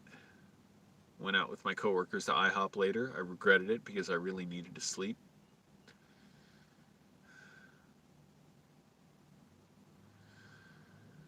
You know, I didn't even get to see. I saw a good, decent amount of movies, but I was so tired a lot of times after work. I didn't feel like sticking around to watch movies. Even though we got to see free movies while I was there. And I would, let my friends in sometimes. Oh, I remember this. A friend came to see Alfie, the Jude Law remake of the Michael Caine movie. That was fun when he came by to see that. It was fun when my friends would just drop in or ask when they can come by see a movie. What the hell? Oh, Finding Neverland. That was a good one with Johnny Depp. I liked that one a lot. And Kate Winslet. I saw that when I was there. And I may have even brought a friend in to see that with me. Oh, and I also saw. Was it Hero? The Jet Li movie. I know he was in a movie called Hero, but was it the one where it was like each section of the movie had its own color? And I think Zhang Zi was in it too. And there was like a big green bamboo forest. And Jet Li, he was fighting his way to go fight the Emperor or something. And there was like a green section of the movie and red and yellow and blue. And I remember it was an interesting movie. I'd have to see it again. And in the end, I never saw Small Soldiers.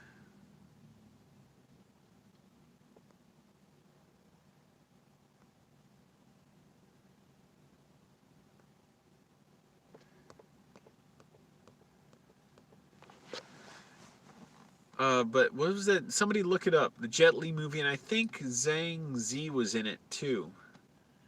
Is that her name? Zhang Yimou directed it. I do remember that. It might have been Hero.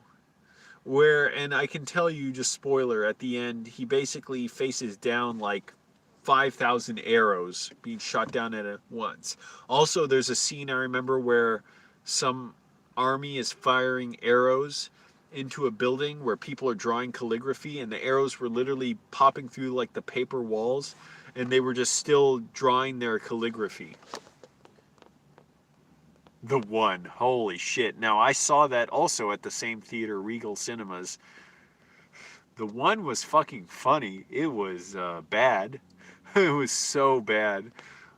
Jason Statham and Delroy Lindo were, oh my goodness, were multiverse hopping cops who were stopping U-Law, or was it Bad Law or whatever? There was U-Law and then his evil twin from another multiverse who was killing all his multiverse versions of himself because he drew all their power to get their power. And he was running in one scene, and the cops are yelling like he's doing 50. He's like running 50 miles an hour. U-Law, but what, or Gabe Law or something? What was the other one's name? There was U-Law, and what was the other one? And was U-Law the bad guy or the good guy? And there was one funny scene where Jet Li picks up a guy. Is it the dead version of himself from the other universe? And holds up his body with a bulletproof vest on it. And everybody, all the cops are shooting at him. And he's just holding up the body to block the bullets. Oh my goodness. They always had to shoehorn in these corny romantic subplots into Jet Li movies when it's like, just let him fight. That's what he's best at. Don't put in these corny, like, oh, this movie has a heart. It was a problem in Kiss of the Dragon, which actually I rather enjoyed. I did really enjoy that. That had some badass fights in it. And interesting locations. But again, like when it gets to the end, oh, he learns to love Bridget Fonda's character. It's like, come on, like that was not the point of the movie. And also, I just remembered another one of his movies I saw at when I worked there, Unleashed. Oh man, that one. The bad thing about that, it was so corny. These plots of his movies were so corny. He plays a guy who was raised with like an electric dog collar and shocked and taught to be like really aggressive, to be a fighter, but without it he's like this shy meek guy, like, oh, I don't know what to do. It was like so corny. And then he stumbles into Morgan Freeman's piano studio, and Morgan Freeman plays this kindly blind pianist who helps him out. He instantly just takes a liking to the guy. And I remember thinking that, oh, come on, how cliche is it? Oh, he's the magical, Morgan Freeman character is just gonna mentor this guy into wellness. And he just instantly loves Jet Li. And he's like, oh, I can tell you've got a lot to offer. Come here, son. Like, come the fuck on. Anyways, Gabe and you. Oh, I said Gabe Law? No, it's just Gabe and you Law. Son of the Mask. Son of the Mask may have played at the theater I was at. I can't remember now.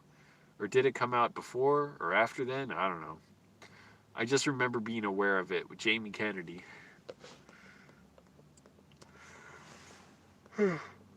Oh, and I remember this one came out. I think it came out around then or before? Dumb and Dumber. No, no. It was Too Dumb, Too Dumber or something. What did they call the prequel, the Dumb and Dumber? There was a prequel, if you all don't know, where Harry and Lloyd were high school teenagers. I never saw it. I knew a girl who was in it because I met her at the job at the movie theater, and it was so funny because I mean she seemed like just mentally checked out in a way, like she didn't give a shit about the job, and she said she was an extra in it in Dumb and Dumber. I said, "Oh, really? Wow! Like, did you get to see like Jim Carrey or something?" And she's like, "What? What are you talking about?" Like, and I was like, "Well, that must have been a long time ago, wasn't it?" And she's like, "No, I was in. No, it was like last year." I was like, "Oh." I said there was a movie in the '90s about it. And she's like, "Oh, what was that?" She didn't know about the first one, but what was the prequel to Dumb and Dumber? When Harry Met Lloyd, or what the fuck was it called? Somebody look it up and get me the answer. But anyways, yeah, she was in that, and I think I saw her like a day or two at work. I remember taking trash with her down to the trash compactor, and she didn't touch any of it, and I had to take it all myself. Yeah, Unleashed. And the bad thing about that movie, it had like one really cool fight in the beginning where Jet Li is like this trained like cage fighter, but the point of the movie Unleashed is when he takes the leash off and learns to embrace his humanity with Morgan Freeman, that he doesn't want to fight anymore. I'm like, but that's the thing that makes him cool in the movie is he wants to fight. So I'm like, oh, come on, this is boring. Wow, so it was Dumb and Dumber when Harry met Lloyd. I see. So, yeah, she was in that movie apparently. She was an extra. Dumb and Dumberer. You screwed it up, sure, I guess. And you should apologize. And also, you didn't put it in the proper capital letters. But yes, Dumb and Dumberer.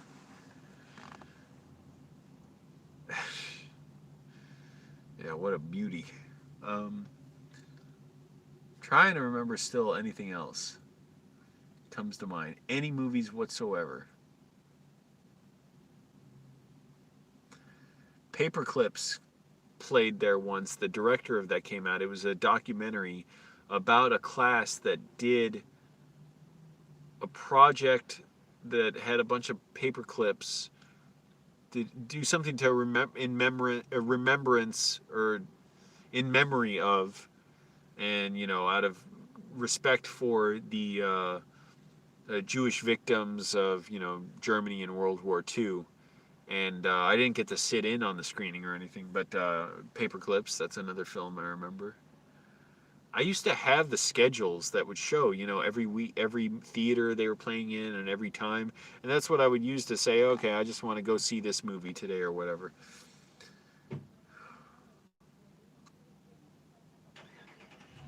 Hell if I know. That's it. I remember 8 movies from a year and a half.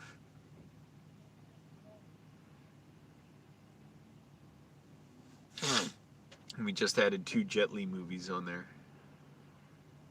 I never saw Wedding Crashers. That did incredibly well. We were slammed with business. I mean, we were so busy. I was exhausted. because I was working concessions, and when the concessions were busy, man, everybody like who bought tickets would come in there.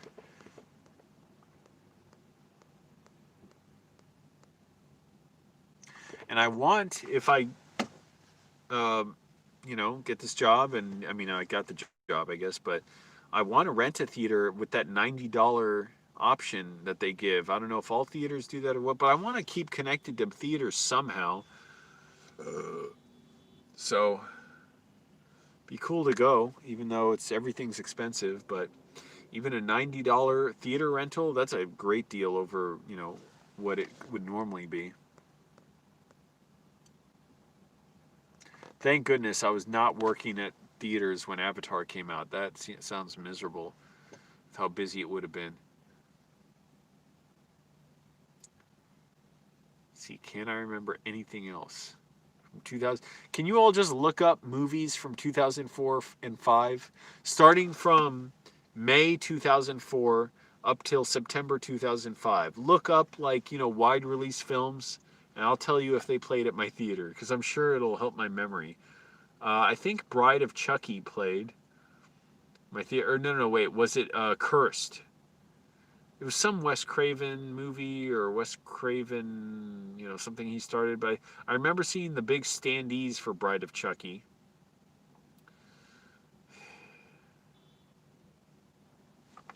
Hell, I don't know. Seed of Chucky, that's it. Yeah, I think Seed of Chucky was playing there, but somebody look up, like Box Office Mojo, at the very least, look up the top movies from 2005 and 2004, starting May 2004 up till September 2005. Or just look up IMDb, like releases from then. Because I like remembering this stuff. I don't know. We didn't have Sideways at our theater. I did see Sideways 3 times in theaters, though. I thought it was hilarious. I loved it. To this day, I love it. I still think about it a lot. I've read the script twice. I love the performances. Alexander Payne, director, writer, or co-writer, I guess. I can't remember. Really, let's see. Okay.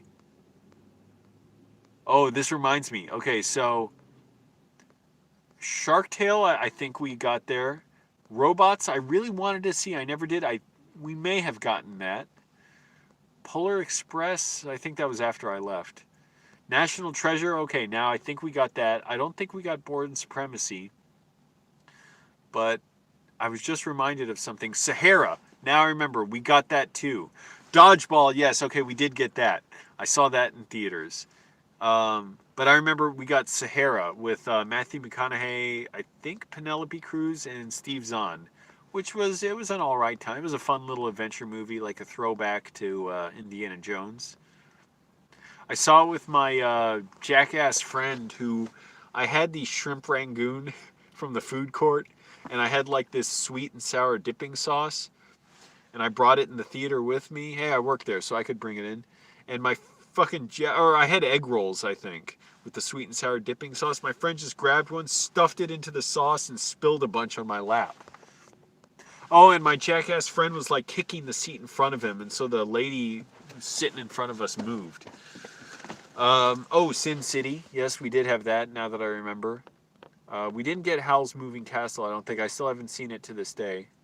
But I really did want to see Robots. That really looked interesting to me. I already mentioned Wedding Crashers, so, that's a penalty for bringing that up twice. Same with Batman Begins. You're 2 out of 3. Two strikes.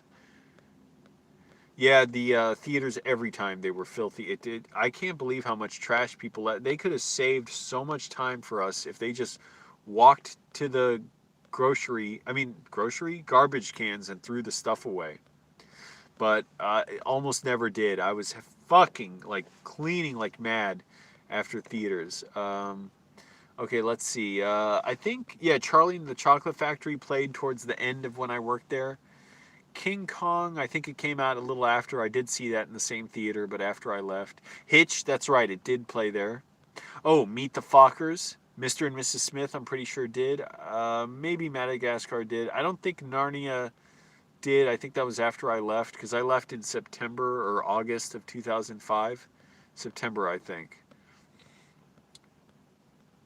Star Wars Episode 3 mentioned that. Eternal Sunshine came out before I started working in theaters, and that was one of the first films, the very first films, maybe the second or third I saw after I got over my first bout of DPDR, and I just like didn't know what my life was at that point.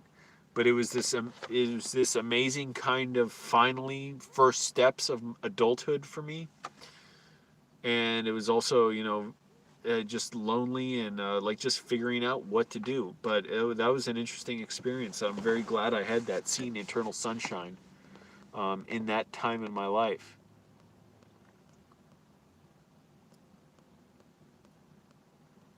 War of the Worlds, I think we got that as well. I can't remember.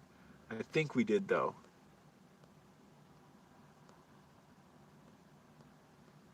My friend got me a DVD of War of the Worlds for I don't know.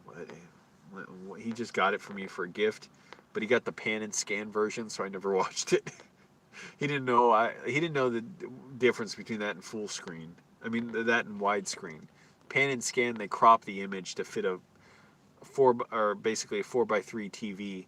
So that's when you get the panning and scan it within a shot that's like wide like this 16:9 image. Basically, it's not this exact shape, but they crop the sides of the image.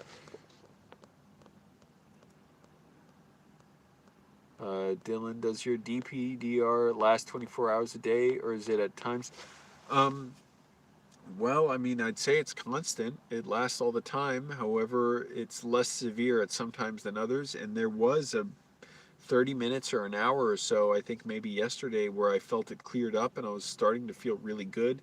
And then it kind of slipped away. But, that's a sign that it's gradually going away when I get the little moments of clarity, even though it wasn't fully clear. I was still feeling kind of weak, but I'm getting there.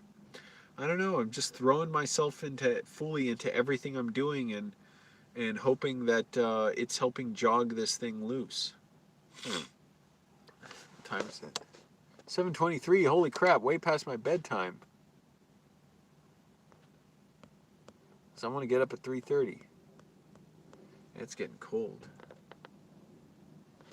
I'm gonna brush my teeth. I'll keep streaming for a bit because I'm enjoying this. I really didn't know if I was gonna stream today. I was feeling pretty poorly the last few days, and I just didn't feel like streaming. I was like, I just got to keep my mind quiet. I've streamed plenty, and I don't know, maybe I shouldn't have streamed tonight. I don't regret it or anything. It just, I don't know. It's hard to know what's going to trigger my symptoms or not. Or potentially trigger them in a way that's good, to like dislodge them, to loosen them up, to desensitize myself to them. But the air is getting fucking cold in here, and not even freezing, but I just mean it's getting a bit cold to be working out. I mean, to be showering in this. It'll be nice. Yeah, it'll be nice when I see that first check. First check, I can tell you now, I'll probably get some gas, food, and get an oil change, because I'm overdue on that by like 400 miles. Not really an emergency, but I did add some fresh oil, some clean oil too. Fresh, straight out of the oven. Because it was a little low. But, yeah, I gotta do that, because it is kind of dirty.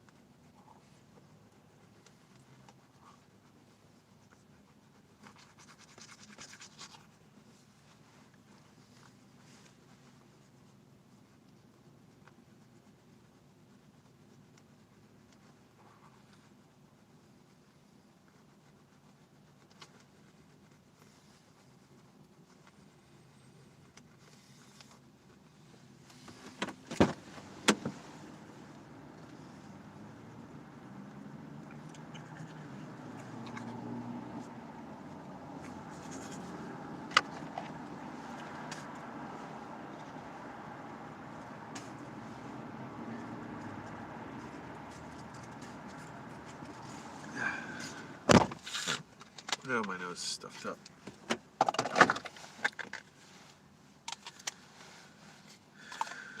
What other movies came out in 2004 to 5? Come on, those are all, half those are already named.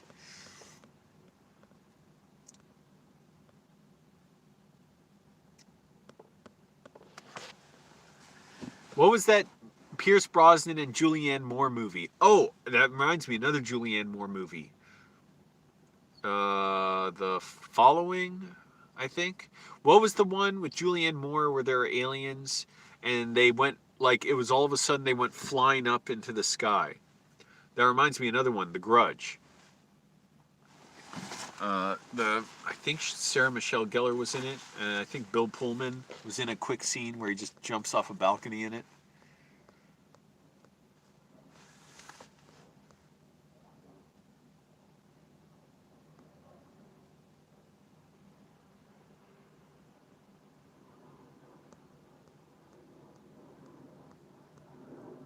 Right, I got you. Sure, I guess. Fortunately, around here, nobody cares. They're probably glad I'm brushing my teeth. Oh wow, Dylan, you've had DPDR so long. It's tough. You got to get someone who actually understands the disorder and doesn't dismiss your symptoms. Shit, it was giving me more anxiety one day when I went to the emergency room. When I relapsed last year, I was so upset.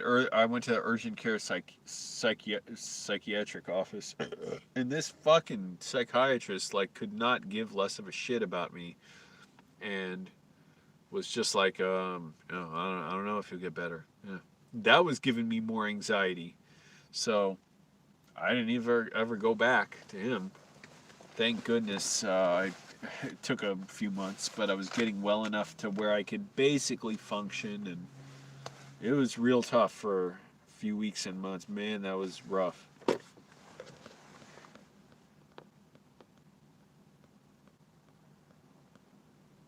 Laws of Attraction, thank you, and I knew they played lawyers in it. Yes, Pierce Brosnan and Julianne Moore played like divorce lawyers who fall in love, and I always remember this one scene where they're walking through the fog to a lake or something. I hope I'm not mixing that up with Dante's Peak.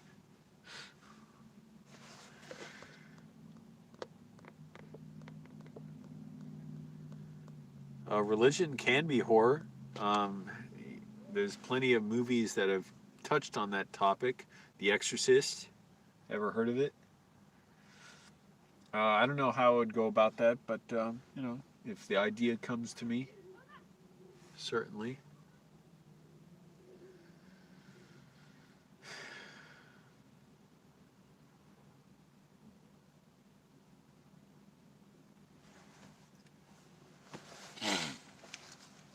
And certainly, stories about abuse within religion, um, and overbearing religious figures.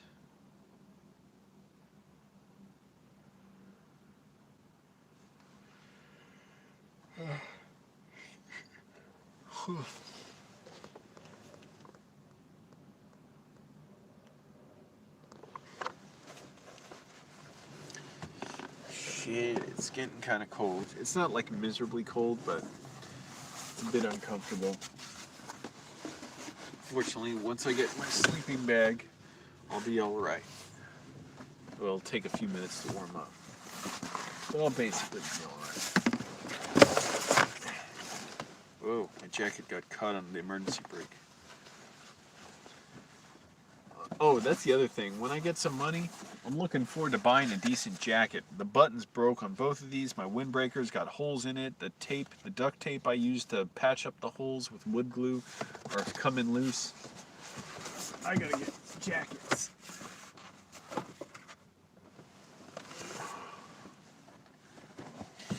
That'll be nice.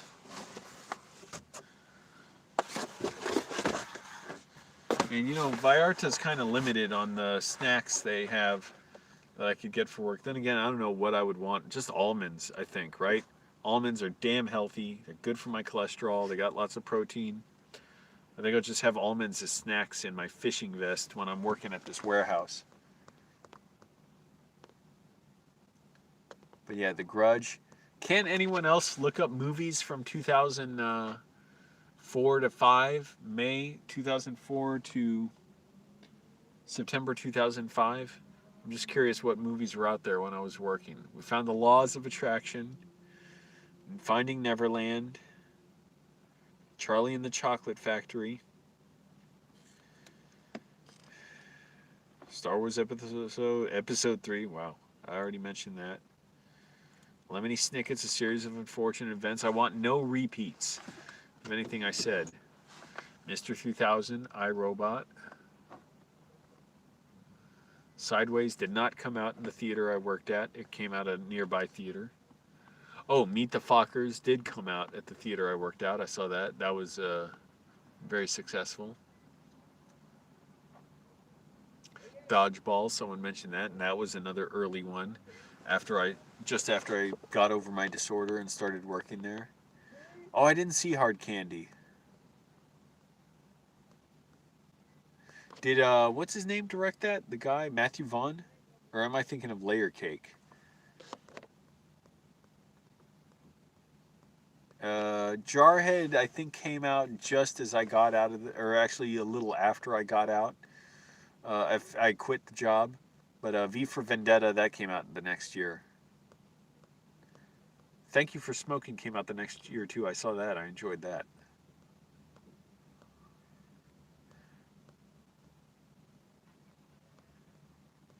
And A History of Violence, don't even bring that up. That came out after David Slade directed. Okay. History of Violence came out after I quit there too, although I really loved that. Man, that was a good experience to see that. Somebody mentioned National Treasure.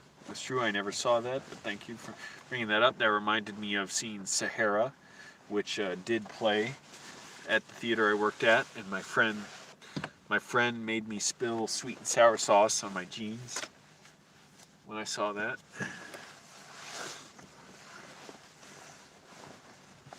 What else, damn it? New York Minute, where I get that out of the way, at the Olsen Twins. 13 going on 30, which I had no idea one day would be like this classic, like remembered by people. I'm serious, it's got a lot of fans. But you know, for me, it was nice to be in there when those movies were playing because, like, I didn't have to focus too hard on it. I enjoyed being in there. I'm not saying anything negative about them. It's just, I don't know, it's a weird thing. Like, it was also just a weird time. The world was opening up to me for the first time. This was like my first step into adulthood, casting off religion and realizing, oh, okay, I got to figure out how I'm going to live my life.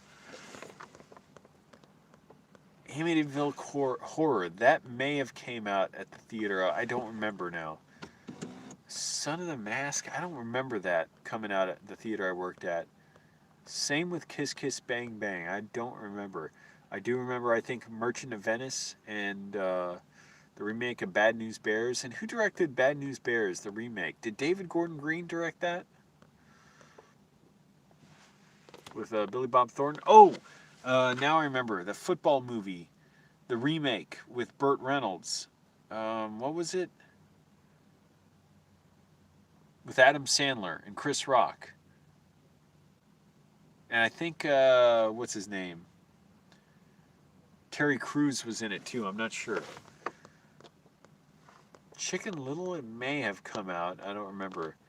But what was the name of that movie with the football movie with Adam Sandler where they play ex-convicts and Burt Reynolds is a coach, and it was a remake of a Burt Reynolds movie? Coach Carter may have. I also can't remember that. The Longest Yard. Yes, I was thinking, what was it? 10 yards, 12 yards? The Longest Yard. Yeah, that came out when I was working there.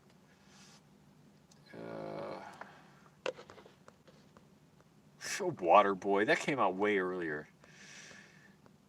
Also, A Very Long Engagement came out then, but it did not come out at the theater I was working at. I saw that at another theater. I loved it. Oh my goodness, what a powerful movie.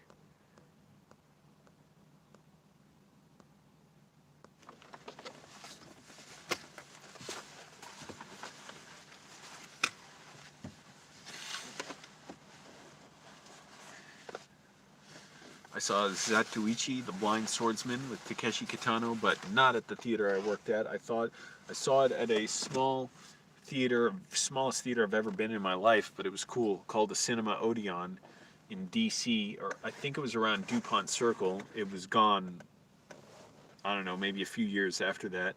It was next to a Krispy Kreme, but that was a great experience seeing that. Spider-Man 2, so can't. Oh, Stay, but no. Stay came out after September. I know because I saw that in like October, I think. I really like that. Mark Forster directed it.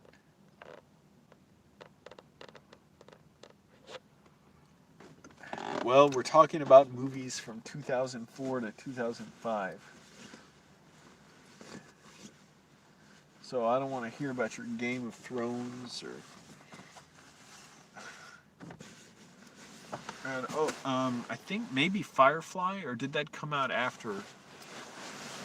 Was it Firefly, or what was the one? I don't know. People love it. The Josh Whedon movie. Or was it called Serendipity or Serenity? Why am I thinking of Firefly? I don't know. I don't know what Firefly is.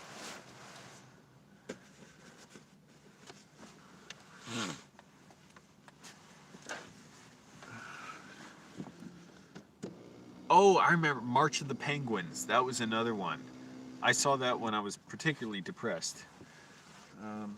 But yeah, that was something. Oh man, it kind of guts me now to think about how I felt when I was seeing that. Not because of the movie itself. It was like, oh, some of the penguins die.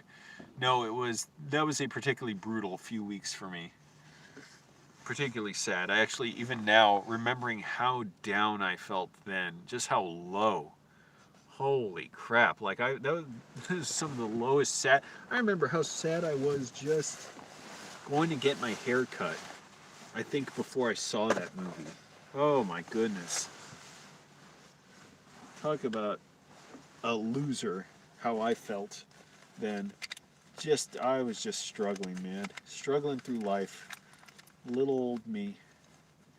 What I'm going through now, in a way, is nothing compared to that, because I didn't even know how to cope with anything back then. And I was just horribly.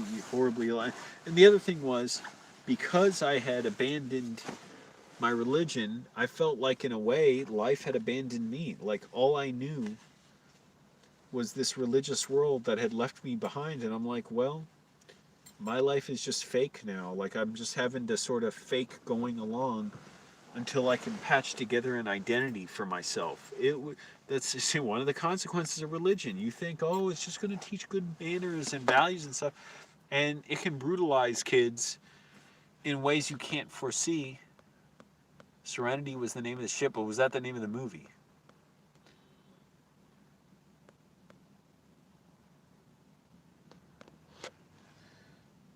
Serenity was the movie, right? Okay, Firefly was the TV show. I was banging around in the old dome somewhere. Well, I don't know. Yeah, maybe religion should never have been created, but it was inevitable in a way. Because how else would ancient people explain anything? Literally, what are the animals? What are animals? They're all gods. You know? What is the sun? What are the planets? What are the stars? Those are, gods in the sky, potentially. Like, nobody knew anything except how to explain things through basically projecting ourselves onto them. What are the creation myths? It sounds, totally fanciful and, Garden of Eden, or the earth was made from dust, or humans came from a blood clot, or whatever, or we came from dust, dirt, mud. All the different creation myths, vaguely similar, some much more similar than others. Putting the water bottles to shower with by my feet isn't working so well, because they fall over while I'm sleeping, and then they get more of the cold from the floor of the car.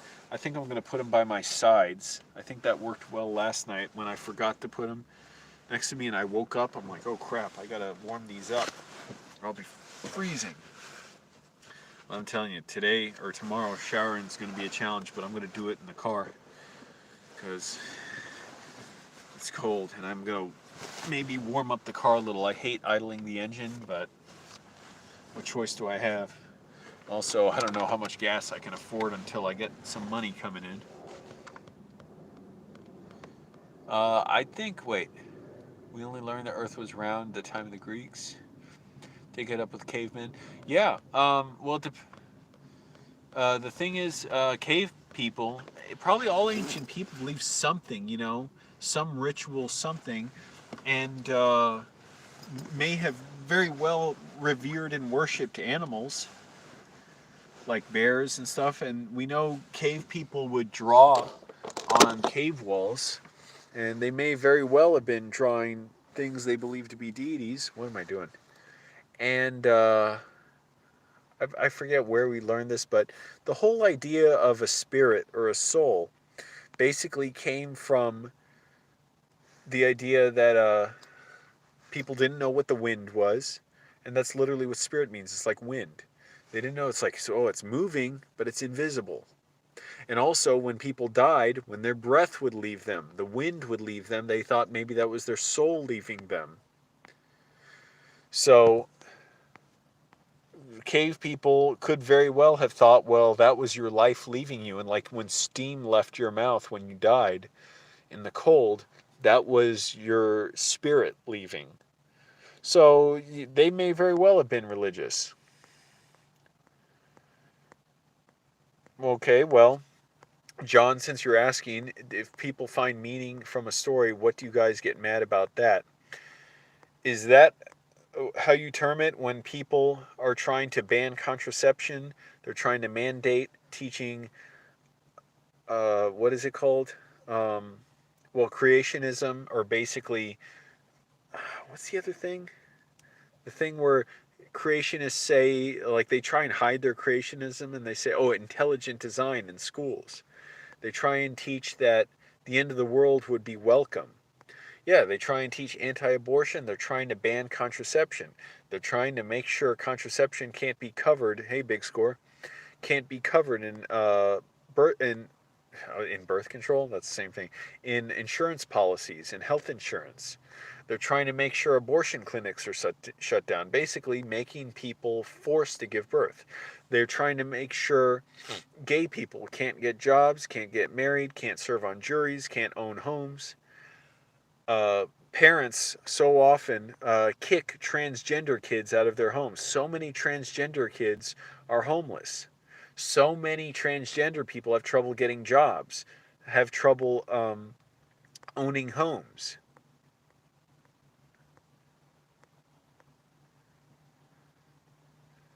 If religion just was relegated to what people believe in the privacy of their home, yeah, what would it matter? I wouldn't like it, but I'd say fine. Go ahead. No, I wouldn't even encourage them to go ahead. I'd say if that's what it relegated itself to, that's fine. And yet, look at where we are. Evangelical Christians dominate politics. They're the loudest, most shrill voices. They're encouraging people to take up arms. They stand behind fascist Trump because they believe he embodies their values. Never mind that he doesn't ostensibly. I mean, he does and doesn't. He does in that they're about white power, but he doesn't in that if it was a Democrat, they would say, oh, no, absolutely. He's, no, totally against our religion. He's been divorced 3 times, cheated on all 3 of his wives. He's accused of sexual assault by multiple women. And yet, evangelicals stood behind him because they have that group solidarity.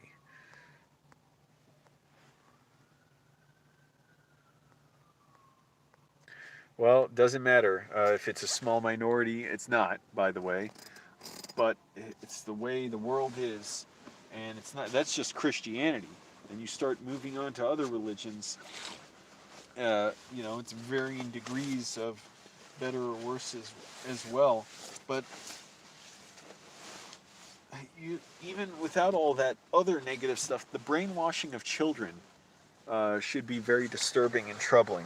Teaching them that they're sick, that if they're gay, they're disordered, that if they're transgender, they're disordered and degenerate. I just think that's sick. And it's obviously very cruel and destructive.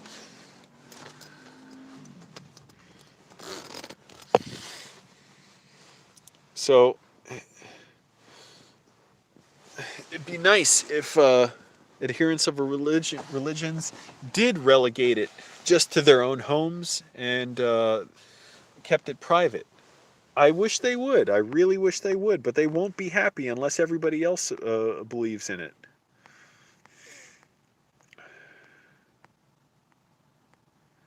That's funny. Yeah, sure, I guess. Yes, well, I was elected president, but they messed up the count. They didn't do the count right, so now they're saying it's Joe Biden. They're calling it for him. Oh, well. Kanye West got over 60,000 votes in LA, by the way.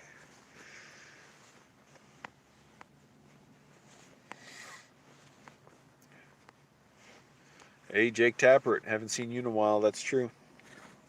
Good person to look up about that. Her articles and at least one book about it. I think she has another one she's working on. Chrissy Stroop. She wrote a book called Empty the Pews, something like Tales from Leaving, or Tales from Ex-Evangelicals, like ex-evangelicals, something like that. And she writes articles about it too. Hey, good for you, rent strike. That right on. Don't respect religion and landlords.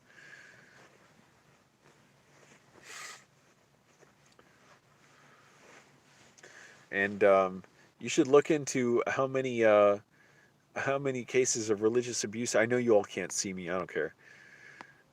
Religious abuse there are of parents who believe their kids are possessed by demons or need exorcisms, mutilating their kids to try and give them exorcisms.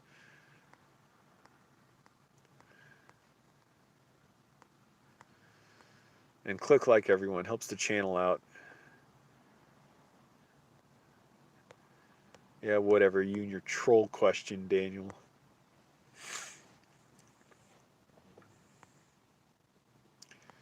Boy, I hope I can manage to shower in my car tomorrow morning. Sure, I guess I was not joking. I looked up the actual vote counts in LA.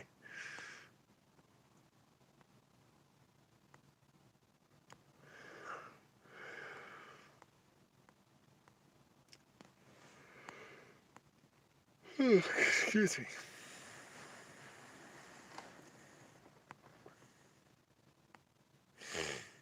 And we got 19 likes. That's really good. I can't ask for more likes now. If you give them freely. Before I was demanding them. Yep, Biden does need to make affordable housing. Who knows? Maybe he can be tricked into doing it like he just like ass backwards falls into it like Forrest Gump. He just becomes like the greatest help to everybody just because of like his single-minded focus on stuff, but he yeah, I'm not sure he has much of a platform on affordable housing. Big score, where are you? Snowed in Topanga the other night. Where's Topanga? Is that in California? Oh, that's so true. Planning for affordable housing in Nebraska and Idaho. That's cool. Jake Tapper, that is so true. Yes, I would love to. That's another thing. If religion was just relegated to, private meetings and people's private beliefs, why do they demand tax exempt status? Ostensibly, it's for the charity work, and yet they're not happy unless they're always preaching to people. But where's Topanga? Is it in California? I don't know. It sounds like a California thing. They're not happy unless they're trying to convert people too and get their money and practice their fanaticism. Oh, thanks, Woodland Hills. Okay, clearly I'm not sure what state uh, you're in.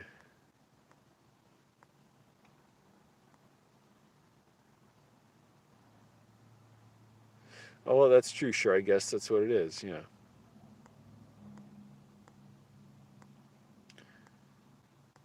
Yeah, the tax shelters and the whole idea that we even have charities giving out a little bit of help here and there to people when if the if these evangelicals stop treating poverty as like a punishment for being wicked or degenerate or immoral or whatever, the government they could easily encourage the government, lobby the government, pressure their leaders, become the leaders who will change that so the government could support people who need help, and there wouldn't really be much need for charity. Think about it. Why is charity even there? Because we have such a failure of a system where people are constantly broke and sick. Oh, okay, big score, I see.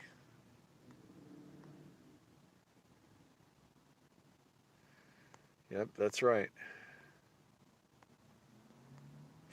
Anyways, let's not get too. What happened to all the movies of 2004 to 5? Did we just forget all those? Hello, we had. Was it Merchant of Venice or was it something Ivory? Merchant of Ivory? I don't know. The Al Pacino Shakespeare adaptation that came out when I was working at Regal, although I never got to see it. I wanted to though.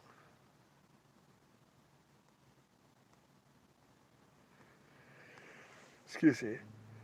Yep. And of course, if Obama paid that, Republicans would be flipping out and furious. But it's not about whether, they don't have any consistency. So that's kind of besides the point. It's like being foolish to even expect them to be consistent or be honest.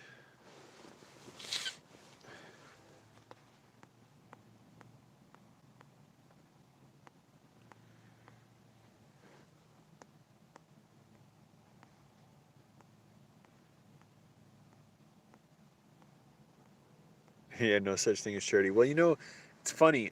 Somebody said they don't donate to, like, when stores at the register ask if you want to donate to some charity or something.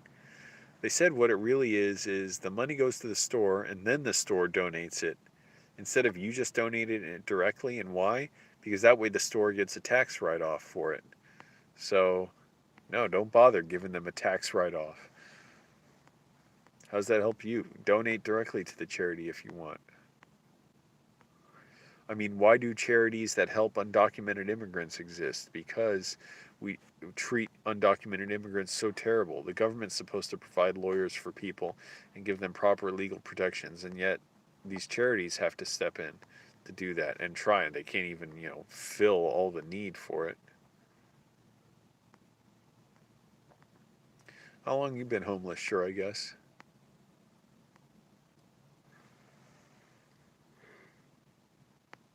Oh, excuse me. 2.5 months. Oh, I see. Well, I don't know. I never noticed, but then again, most people wouldn't notice I'm homeless, though. Unless they see me sleeping in my car.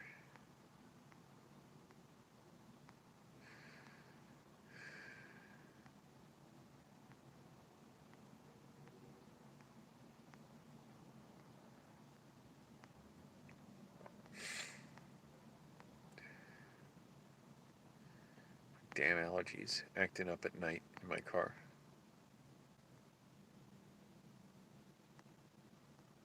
3 years homeless for you, Red Strike? Yeah. 2 years over here.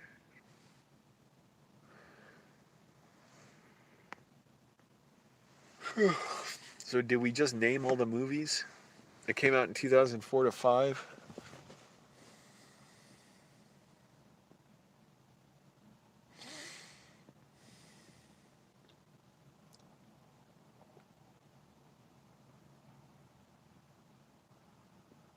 I'm just trying to think of any other big actor. Oh, The Jacket. I didn't see that with Adrian Brody and Keira Knightley. Never saw that, but that came out at my theater.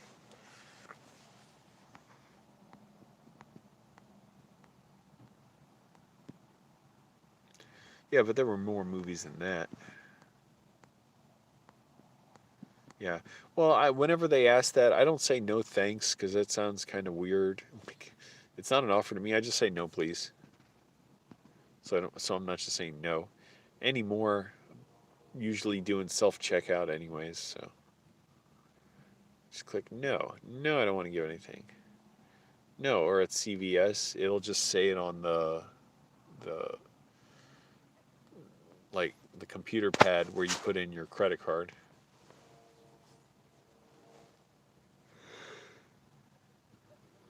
Excuse me.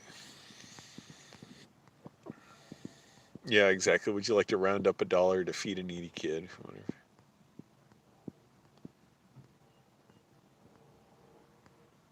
That's funny, Jake. Yeah, it's messed up that the company tries to make the employees do that. Tell people that.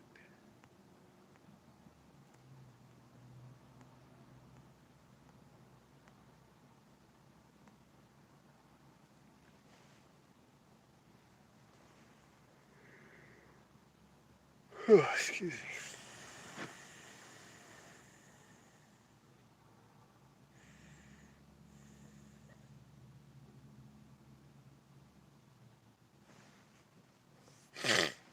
Well, 11 people still watching. And it's pretty good considering you can't even see my face except for that little bit of light right there in my eye.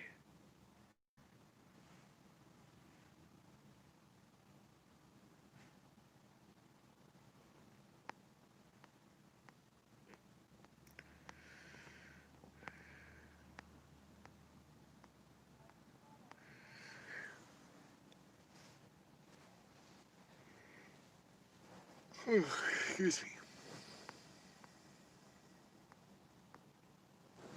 Yeah. Oh, I gotta show you. I finally did. I went to CVS. Got an eye mask. This thing is strong, man. It's comfortable. Look at this thing. It's like insect eyes.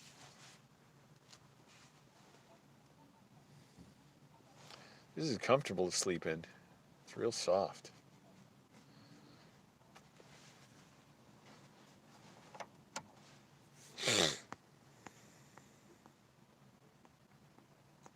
Hello, M. Cooper. Thank you. These were the last pair CVS had. I had to look all over before I could find them. I don't know. I forget what section I found them in. But yeah, I was like, I want these. And best of all, unlike the cheap Walmart ones I got, which have like rubber bands practically in the back uh, to wrap around my head, and they would always snap over time. This one, it's a Velcro snap. I'm not going to undo it. I have it just the way I want it, though.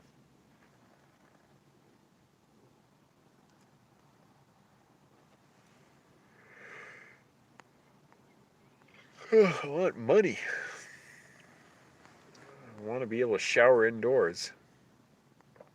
It's too cold to shower outside now. I'm going to have to do it in my car and just use baby wipes to wipe myself off. I'm going to scrub myself up with water, I think, but I'm just going to use baby wipes to wipe the water off me. It's freezing tonight. Well, I don't know about freezing where I am, but it's getting fairly cold for showering outside.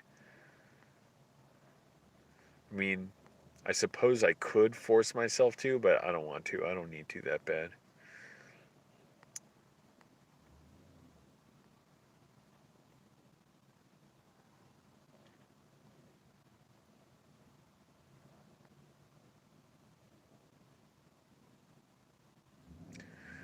13 people, even though I'm mostly in the dark. And I have not gone to the bathroom this whole time. That's pretty amazing. I think that's partly due to the big chicken salad I had from Daniel's Tacos earlier. If I eat a full meal, I don't have to go to the bathroom as much. And if I'm talking, I'm thinking about other stuff anyways. It's my mind off my bladder.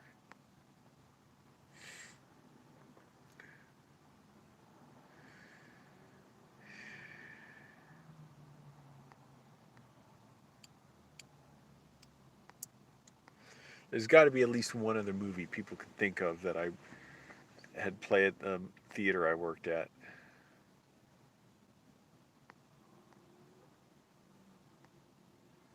Come on, man.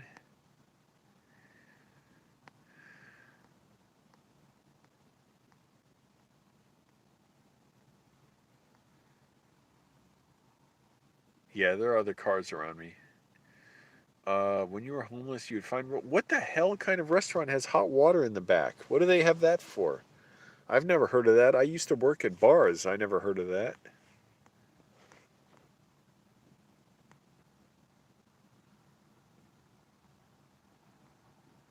Did that for over 7 years. Wow. Seriously, where? I mean, I already said Shrek 2. What restaurants do that though? Like fancy ones? Or what? I've never heard of that or seen that. And why would they have hot water? That's my other question. What do they do with it? Like outside?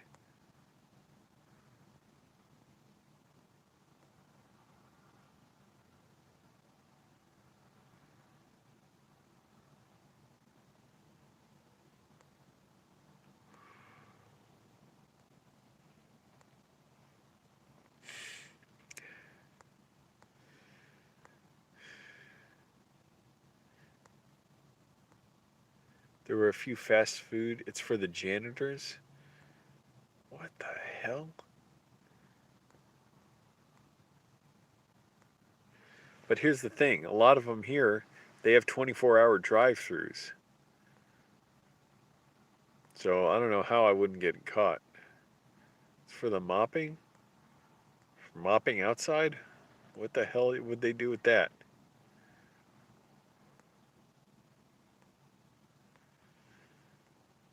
But I'm keeping my water bottles would be way too cold to use if I don't keep them next to my body. I put my water bottles in my sleeping bag with my body so that they warm up by the morning.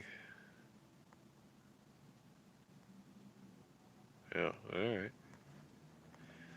I don't know where it would do that, especially that doesn't have a 24-hour drive-through. Yeah, I don't know if Primer really came out in theaters. Maybe I had it on DVD. I saw it once or twice. Yeah, sake's fun. Sake. I haven't had that in a long time. Probably since around when I was working at the movie theater.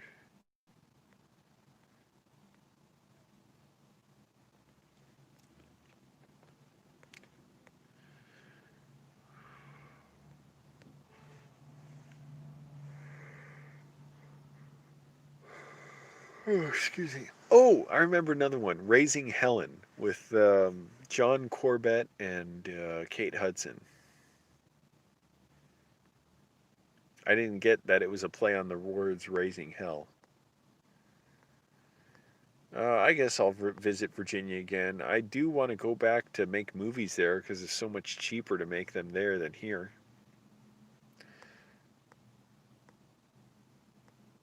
Closer, I can't remember if I don't think that played at my theater. And The Machinist, I'm not sure that played at mine either. I did see The Machinist on DVD. I got it on that. Manchurian Candidate remake. That may have came out before I worked at. Did that come out in 2004? Because it may have come out before I started working at Regal. You got to look at releases by month from May 2004 to September 2005. Kill Bill was, but that came out 2003. Oh no, no, wait. Volume 2 came out, but I saw that in an AMC theater. Same with Troy, the Wolfgang Peterson film, with Brad Pitt and Eric Bana. It was another one of the first movies I saw. Wow, I did. I remember actually I saw them both with the same guy, who I knew used to work at Suncoast. I saw Kill Bill, Volume 2. Wait, that did come out in 2004, didn't it? Because that was shortly after I got out of my dissociative disorder. I saw that with him, and I saw Troy with him. And I remember, oh, what's his name? The guy who plays the dad or something. He was in Brian Cox. He was in the movie. Or somebody called someone a sack of wine in the movie as an insult. And so this guy and I called each other that.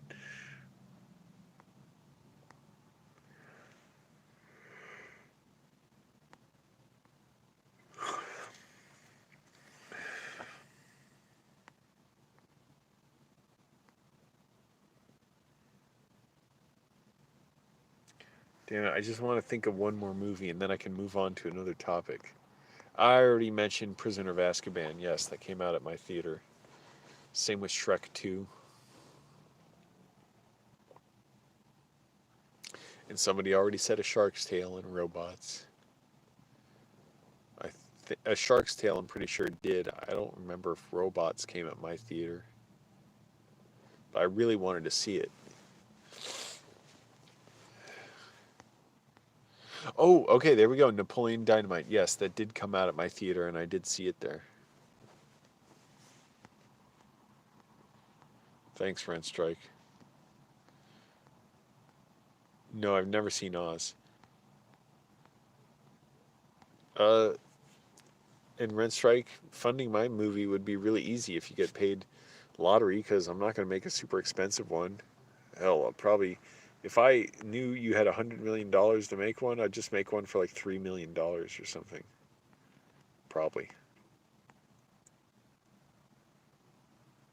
I never had HBO.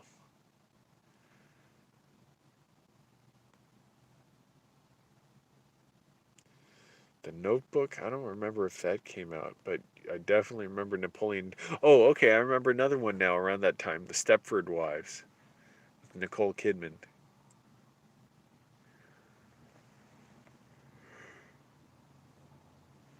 See, this is a fascinating look at history, and you all are blowing it by not looking up by month what movies came out in theaters at that time.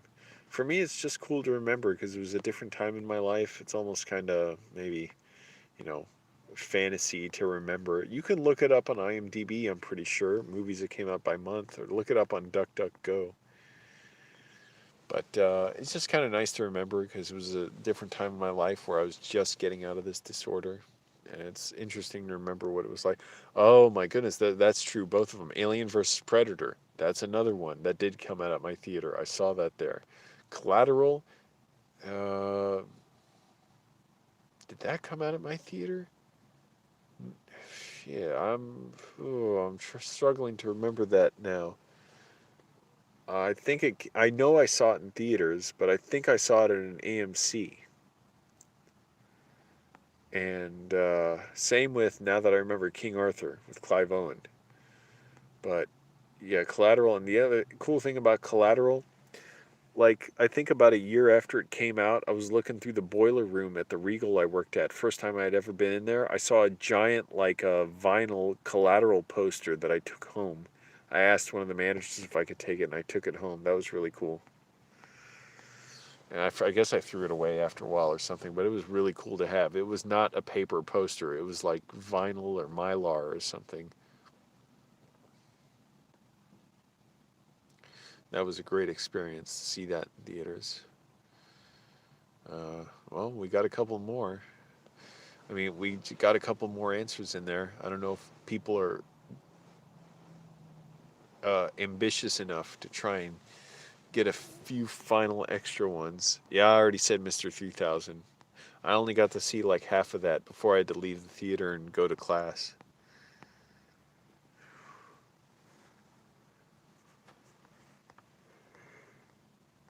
Excuse me.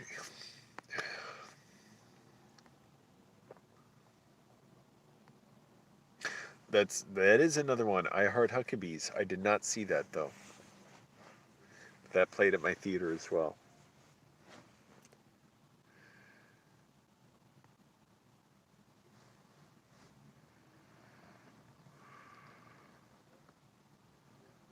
Yeah, I'm pretty sure that Jet Li movie, it had to be Hero that came out.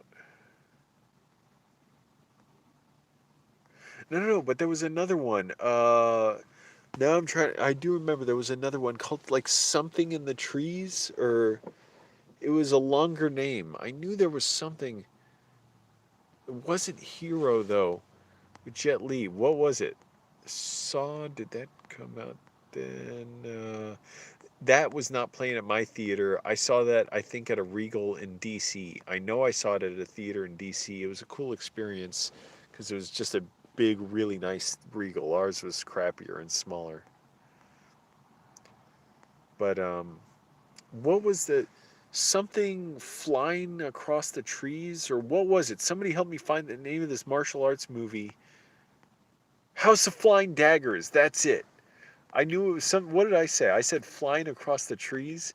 House of Flying Daggers. That was it. I saw that, and I think that's from the director of Hero, right? Zhang Yimou. But now I'm totally mixing up the story of Hero and House of Flying Daggers. Was Jet Li in House of Flying Daggers? I don't remember. But I think House of Flying Daggers, that's what I saw. Or maybe I saw Hero as well. I don't remember as much, but fuck, I can't remember. These two are mixed up for me. But they were both great experiences to see. I'm pretty sure I saw both in theaters. That's cool, sure, I guess.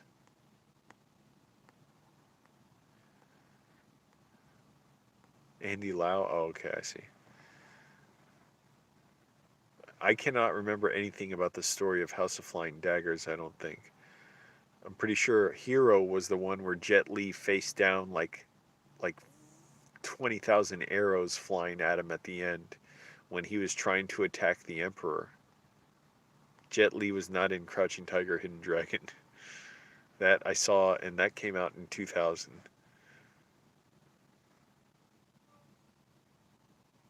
Sure, I guess. How do you have music playing? Do you have a second phone? Or what? Because you're homeless, right? Oh, another one. Thank you. Hotel Rwanda. Oh, you have PC? How do you have a PC set up? But yes, oh, you're in a motel. Cool. Glad to hear that. Hotel Rwanda, that's another one I saw once or twice, and that was at the theater I worked at. I think it was around the time I saw Sideways as well. Not totally sure.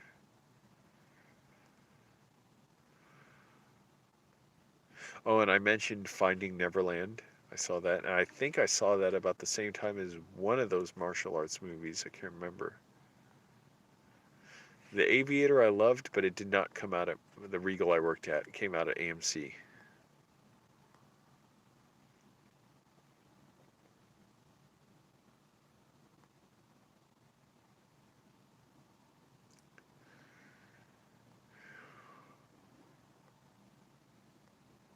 I've been vaguely thinking about getting a motel just to shower, but I know it's going to be so expensive. And it would have to, yeah, Lemony Snicket, I mentioned that too. And that's another one I only saw half of. I thought it was pretty funny. The visuals were good. But that did come out at my theater. I said, if it wasn't clear, that did come out at my theater. So I saw that at the theater I worked at. In Good Company, the Topher Grace movie. I don't remember if that came out at my theater. The funny thing about that I remember, I got the DVD and then I forgot I got the DVD and I ended up buying it again later and being mad when I found out I bought two copies of it. King Kong came out after I quit, but I did see it at the same Regal. And same with Brokeback Mountain. I didn't see that in theaters. I saw it much later, but that came out at the theater I worked at, but after I quit, 2005.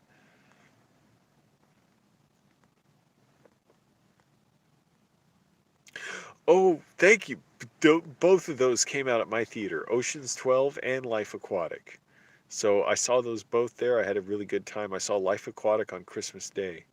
I remember my dad was annoyed, or I don't know if he was annoyed. I don't know that I was going to see a movie. It was either New Year's or Christmas Day. I saw it with some of my coworkers. We had like a screening just for the managers.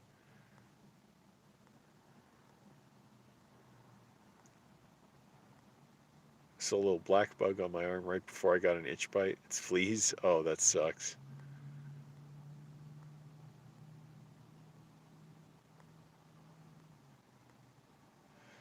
Did I like my coworkers? I remember generally liking them, yeah. Even though the general manager could be a real asshole.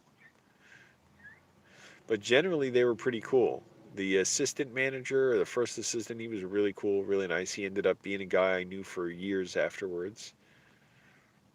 Electra, that did come out at the theater I worked at as well. Although I didn't see it, but I think I was an usher occasionally when it was in theater, so I had to go in the theater while it was playing sometimes.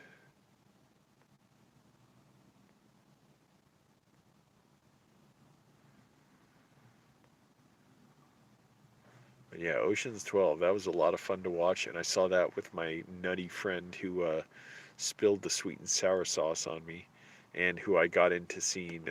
I gave him a free ticket to see Alfie, the Jude Law movie, so that played at my theater as well. Alfie. He was scraping the bottom of the barrel.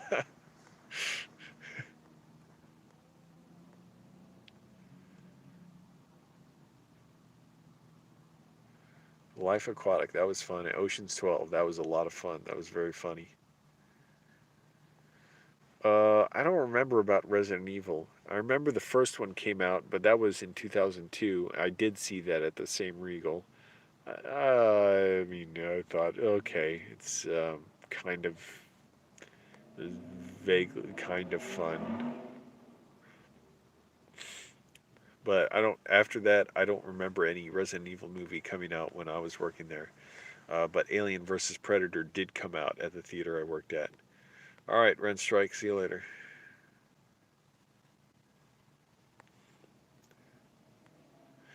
Oh, hide and seek may have. I don't remember.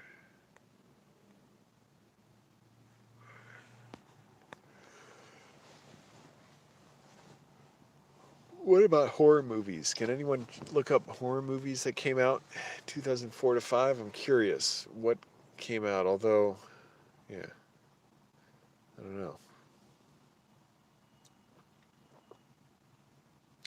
I mentioned The Grudge. I'm trying to remember what other horror movies.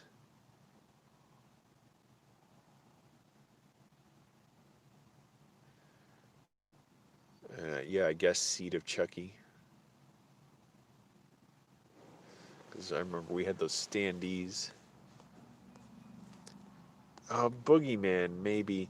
No, Saw, it didn't come out at our theater. I remember it came out at another Regal in DC where I saw it at. I really liked the theater itself. It smelled nice. It looked cool. Took the metro there.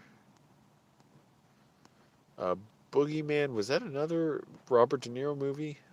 That may have come out there too. What was the one? Okay, I don't think we named this. The one with Julianne Moore, where like aliens were attacking and she was being flung up into the sky. Like characters would like just instantly like be shot up into the sky. Was it called like The Following or The Insiders or The Outsiders? What was it? Forgotten? Was that it? I don't know. What's the name of the movie? I'm asking you. I can't look it up right now. Julianne Moore. It was 2004 or 2005. It was later 2004 or maybe early 2005. But it was maybe it was The Forgotten. I don't know. But it was where characters I remember seeing like they would just like aliens would somehow make them fly up into the sky, almost like they were falling, but falling up. Okay, it's The Forgotten. I see. Did War of the Worlds come out? I mean, the Spielberg one, yes. I think it came out in my theater. I'm not totally sure now, but maybe it didn't. I don't know. What's the other one with Keanu Reeves? The Day the Earth Stood Still, or was that later? I don't even remember. Was that years later? Oh, Constantine. That did come out at my theater. Wait, did it? It came out that time. I know. Yes, I think it came out in my theater. I'm pretty sure it did. I didn't see it though. I never actually. I think I ended up seeing it on TV years later. Or parts of it on TV. God damn, these water bottles look cold. I got them next to my sides to warm up. And all I'm gonna do is sit on my towel tomorrow, scrub myself up, and use baby wipes to wipe the soap off and see if that cleans myself well. Because I'm gonna have to live with cleaning myself like this. It is too cold to shower outside. No, the Ring 2, I'm pretty sure that was after I started working there. Oh wait, or wait, no, I'm thinking of the Grudge 2. The Ring 2, I don't know. I don't remember. But it's fun for me to remember the more mediocre movies. New York Minute, uh, the movies that are just kind of forgotten. Laws of Attraction. Well, the nice little rom coms. Raising Helen.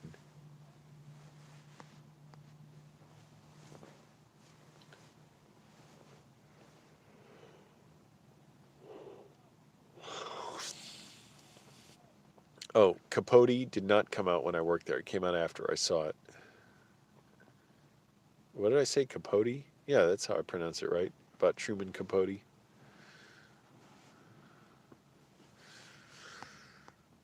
Can we think of any other titles? What was the pay at the theater? Man, it was shit. When I was an usher, I think it was like $8 an hour, 8.25 or 8.50.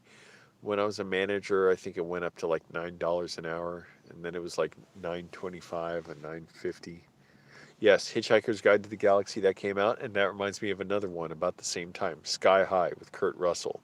Still never seen it. I wanted to when it came out, and I think Bruce from Evil Dead. What the hell's his name? I've read his autobiography and his novel.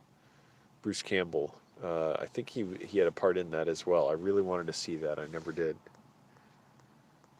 Triple X State of the Union. That I think that came out at my theater as well.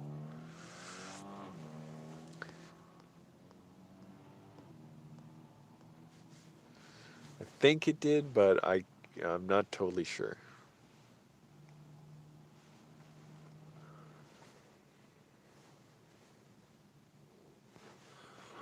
But Raising Helen, New York Minute with the Olsen twins. How could I forget those?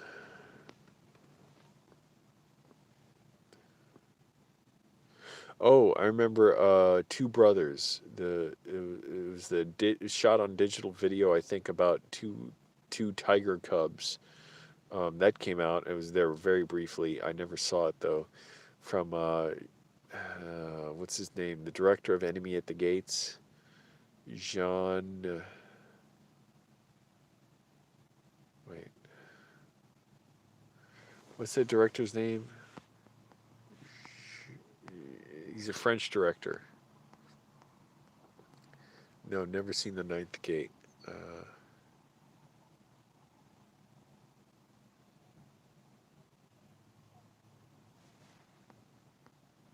Jean something. I can't remember now.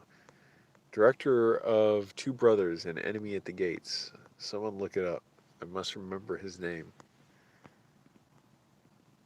French director. Jean something. Skeleton Key, I can't even remember. That one, I don't know.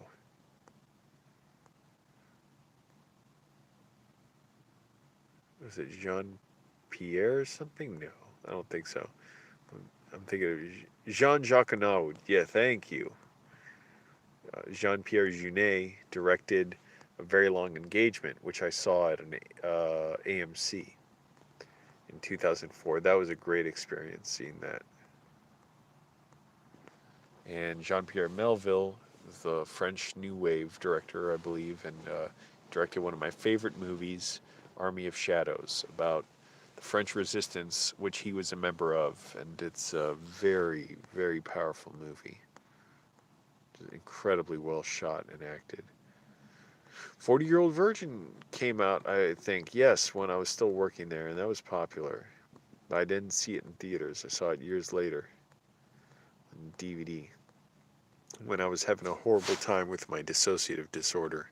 My second bout of it, oh, that was painful. Horribly, horribly lonely time.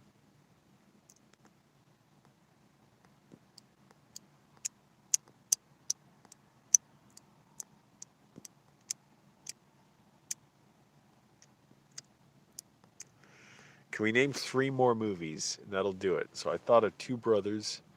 Let's do three more from May 2004 to September 2005. We can do it. That came out at my theater. Sideways did not. It came out at the AMC. Aviator came out at the AMC. Did not come out at my theater at a Regal.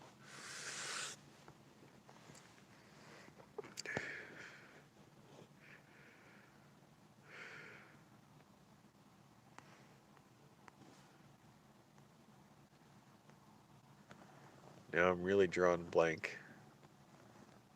Can't think. What else?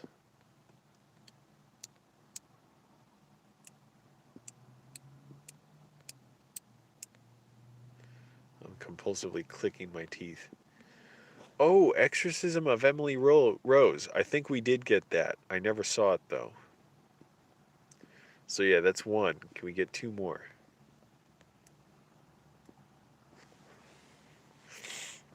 Come on, thousands of movies came out in this uh, 16-month period or however long it is.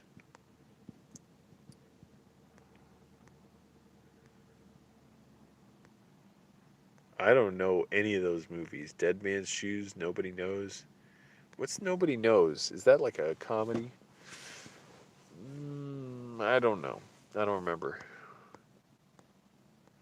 Adam and Paul, I don't even know what that is.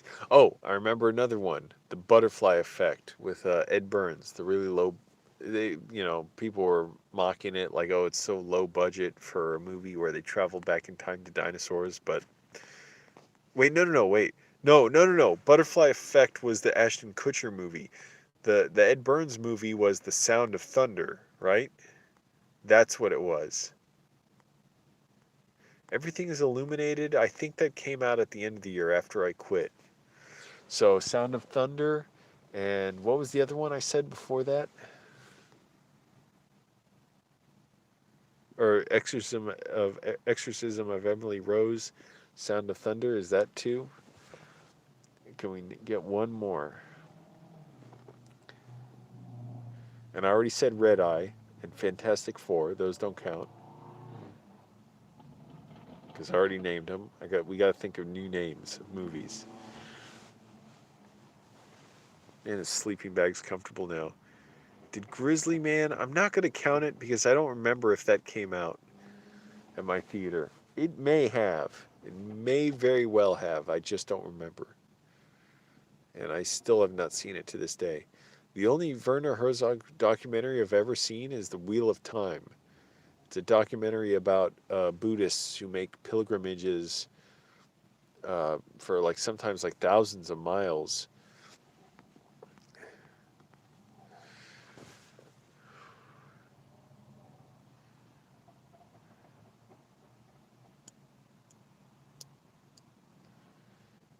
Come on, one more. I said Sahara. I said National Treasure. Somebody else said National Treasure.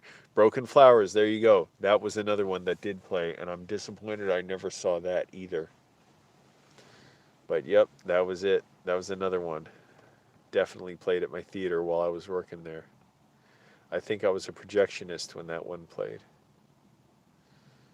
Okay, can we get a bonus round? A bonus two. Bonus two films. I'm working hard to remember. I already said The Jacket. I said Merchant of Venice. I said Two Brothers. Raising Helen. New York Minute, 13 going on 30. Seed of Chucky. Somebody said Ocean's 12. Life Aquatic. Alien vs. Predator. The Island. Yes, we did get that. Michael Bay movie. Ewan McGregor, right? I think. And Scarlett Johansson, right? So yes, we did get The Island. What else?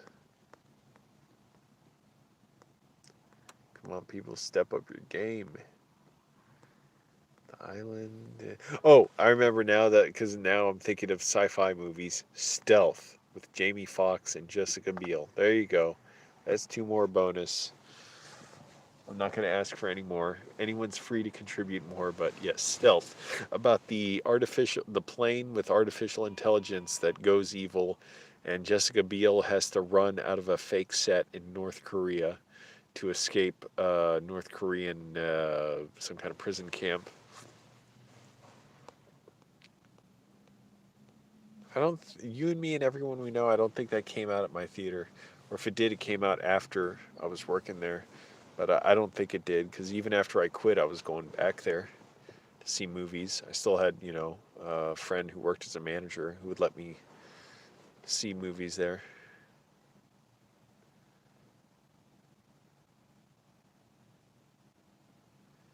But what'd you put there?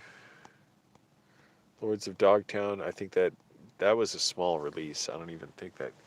I remember hearing about it and looking forward to it because I heard David Fincher was going to direct it. and then he dropped off it, and Catherine Hardwicke directed it. By the way, interesting story about that connection. David Fincher directed Panic Room, which had one of, if not the first, Kristen Stewart performance in a film. And she definitely had a big supporting role in it. Catherine Hardwicke cast Kristen Stewart in Twilight. So who knows if that had an influence on Kristen Stewart's career, but that happened. But I would love to see David Fincher have done that movie. I never ended up seeing it, and I'd still be interested in seeing it. It's just uh, I was so looking forward to it when Fincher was supposed to direct it. Because I'm like, man, how is he gonna, shoot this? It's gonna be so intense. Now he's directed Mank based on his dad's screenplay. His dad, who died many years ago, but who wrote the screenplay, or at least a version of it. And I hear it's great. Kingdom of Heaven, yeah, I think that played too. Although I didn't see that, I wanted to. Ridley Scott. I'm trying to be in Ridley Scott's new movie, Life in a Day. But yeah, we got them all. We got Broken Flowers, and then we got The Island and Stealth. So any more is bonus. But yes, Kingdom of Heaven, pure bonus. I gotta get this sleeping bag away from my face so it doesn't give me another rash.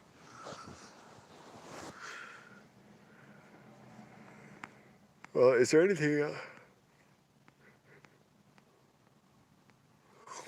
a lot like Love with Ashton? Is that what you call him? You're friends with him? Ashton Kutcher? I don't remember if that played in my theater.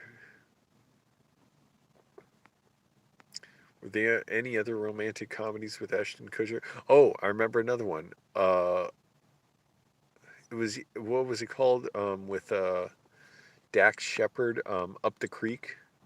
Best Friends? Maybe that did. I don't remember. It might have. I don't remember. But Up the Creek, or was it called Without a Paddle? And then there was a sequel to it, right? And the sequel, was it called Without a Paddle 2? But Up Without a Paddle, that oh, you're best friends with him. The Interpreter with Sydney. Who the hell is Sydney? The Interpreter, that we may have gotten that. I don't remember, but Without a Paddle, I remember we got that. The comedy with I believe Skeet Ulrich and Dax Shepard, Sidney Pollack. The Interpreter, I can't remember. Don't even remember. Oh, Garden State. That was another one that did come out at the theater I worked at, I believe. Zach Braff. Peter Sarsgaard, who I like a lot, and Natalie Portman. That was a fun film. Yeah, that did. Now I remember specifically that did play at my theater. Not only I saw it, but I remember a couple coming up to the theater and asking if I recommended it, and I told them why I liked it, and they said, "Okay, we're going to see that." Fun game. Just remembering movies that came out when I worked at a movie theater 16 or 15 years ago.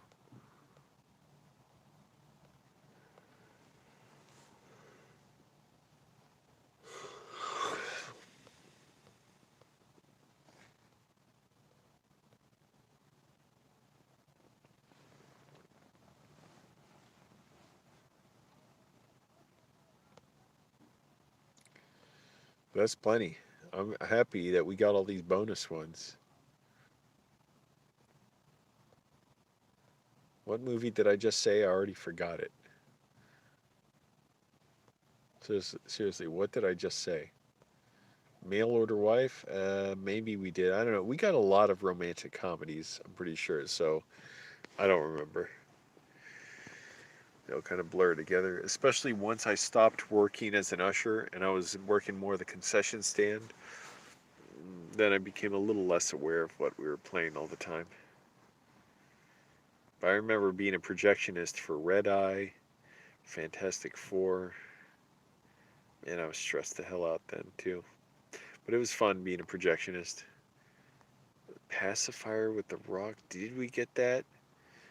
We may have. I'm trying to remember. Also, we now that I remembering comedies with actors who didn't really do comedies. Man of the House with Tommy Lee Jones, where he's like a football coach in the witness protection program who lives with a bunch of cheerleaders.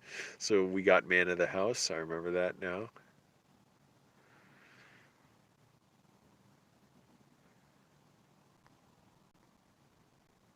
But yeah, did we get the pacifier? Maybe. I don't know.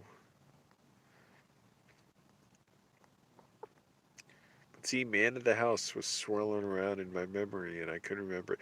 Yes, we did get Diary of a Mad Black Woman, the first Tyler Perry film, right? And it was funny, at the time I had no clue who Tyler Perry was and what this movie was about. And I thought it looked ridiculous. And I thought, who the hell's going to see this? And then sure enough, it did well. And now he's made like 30 of them. And he's, made a ton of money on them. But yeah, that's right. The Diary of a Mad Black Woman. Totally forgot about that. I think I was a projectionist on The Sound of Thunder as well. Broken Flowers, I'm pretty sure I was.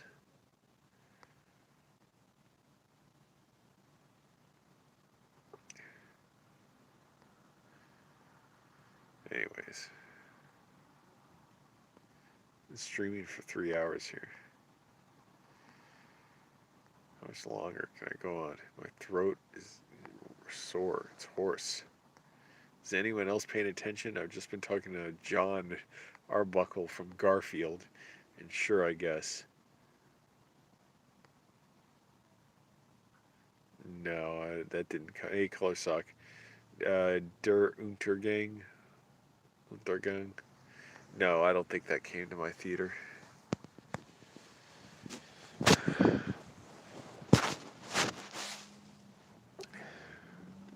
But I miss those experiences. Those were a lot of fun, even though it was a very stressful and just lonely and tough time.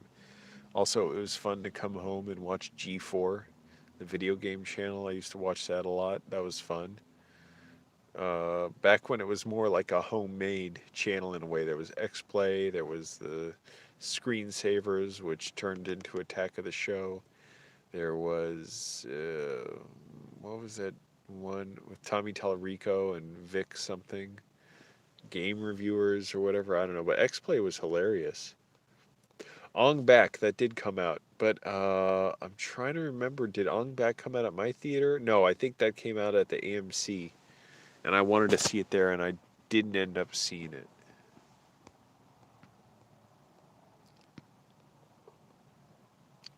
Yeah, well, it's not all nostalgia. That's the thing. Yes, it was a nice time in a way, but I was also incredibly, incredibly depressed and lonely, and I was just oh my goodness, I was so upset and just hurt, and a lot of times just beside myself at that time. I was really struggling getting out of that whole delusion I was in, and still just feeling completely lost and trying to figure out what my life was.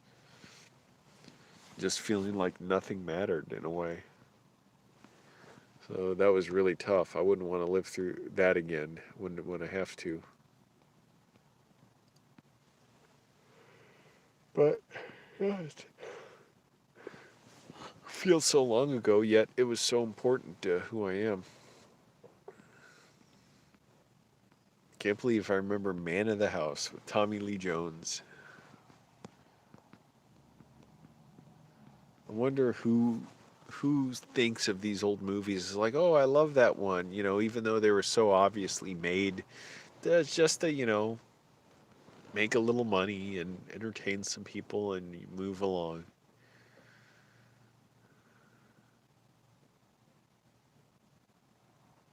And Andy Serkis, he was in 13 going on 30. Seriously, that's an interesting movie, and it kept fans for a long time. So, and it was interesting for me because again, I was just coming out of my dissociative disorder. For me, just seeing people live their lives, it it for me, it was like I had such hope that I'd be able to live something like that too. So it was kind of nice for me to see. Super Size Me, I guess, no, that was 2003, I believe. Pretty sure I remember hearing about it before that. I don't know, maybe 2004, but it didn't play at my theater when I worked there. And can I think of anything else that played? I'm just curious, can I push myself for one last movie? I wish I could remember this one that, oh, it was out, and I remember it was rated R, and we were having to check IDs and stuff, but I just don't remember the asshole GM, the general manager, wanted me to go check IDs, even though the box office was supposed to, and then check for people waiting in line in by the auditorium. I really didn't like doing that. Did Soul Plane come out in the theater I worked at? I don't remember now. Yeah, I just can't remember.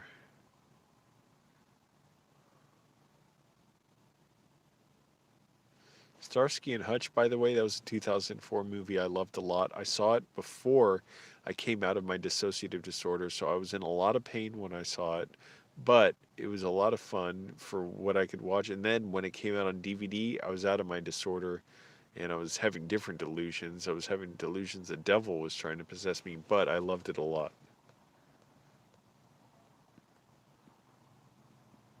Garfield movie, I don't remember if that came out. I don't think that came out at my theater either. But did Soul Plane come out at my theater? I don't think so. I'm just trying to think of one last one. Why not? While we're all here, put our brains together.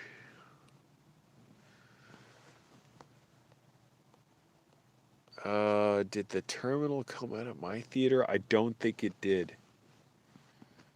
I remember I had a ticket to a screening of it in North Carolina. I don't know why I bothered entering that contest because I realized I would need someone to give me a ride there and back. And I'm like, oh, it's just a screening. I thought somehow it would be like Tom Hanks was there, but I don't think our theater got that. I didn't end up seeing it until it was on DVD.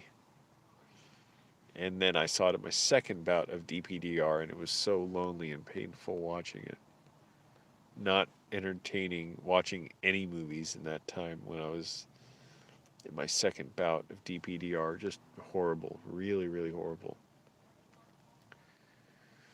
Come on, can we think of any others? Fahrenheit 9/11? That half counts because it actually came out in our theater like after it had already made a bunch of money at other theaters, and they just kind of crammed it in last minute. So I remember that. And back then I was still a big conservative, so I didn't want to see it. And I didn't like Michael Moore, but yeah, we did get it, but we only had it like somehow we were able to get it at like the very end of its theatrical run after it had already played at other theaters a lot. It made a lot of money. It made like $100 million or something. But what else? What can I think of? Why can't I think of anything? There's so many movies that played.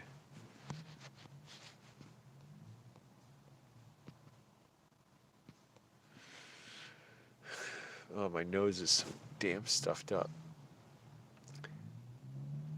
Can I think of one last movie?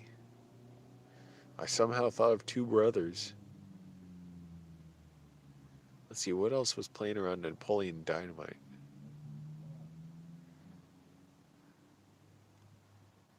I don't remember. I Robot was playing around them, but I already said that. Great, somebody's blasting freaking church program or something on their radio. Harold and Kumar, I think it played at my theater. I definitely remember talking about it with people in the lobby and how funny the title was. I didn't see it in theaters.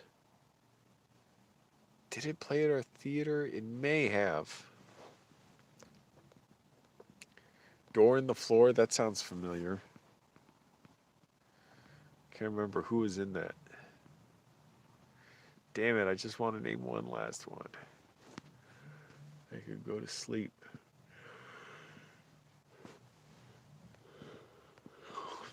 Yeah, but I don't know if Harold and Kumar played at my theater. I remember we had ads for it, but I don't know.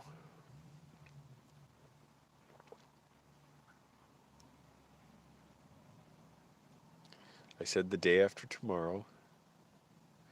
Somebody said Sin City. That played at my theater as well.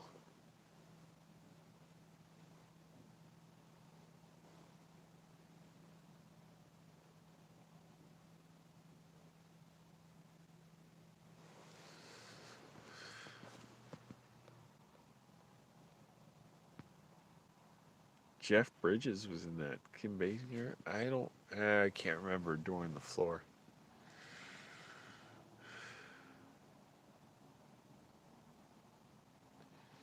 Damn it, I just want to remember one more. I said Sahara. I said Merchant of Venice.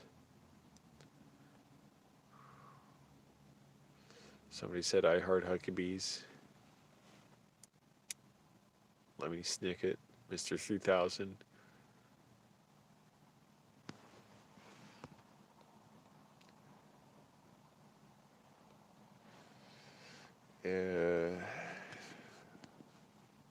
Want to figure out this puzzle, damn it. What's the last one?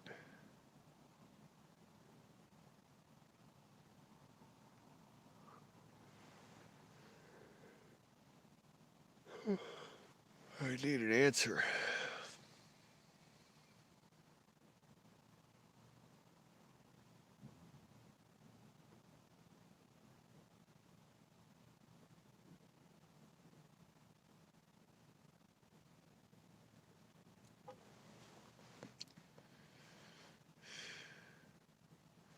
Oh, that might be it. I don't know. She Hate Me? I'm pretty sure that didn't play at my theater.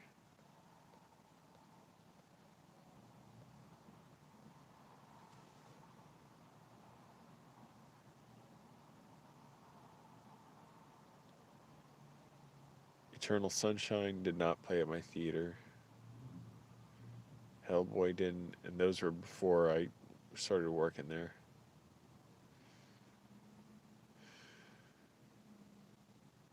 Damn it, man. Damn it, I'm trying to remember. Star Wars Episode 3, we already said. Batman Begins, already said. Electro, we already said.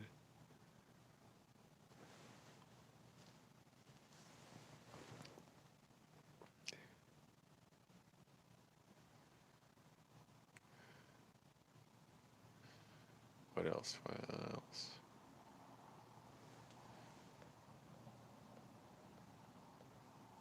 American Tail? I don't even know. Knight's Tale? I think that was like 2002. Little Black Book? I don't think we got that, and it may have been after I quit.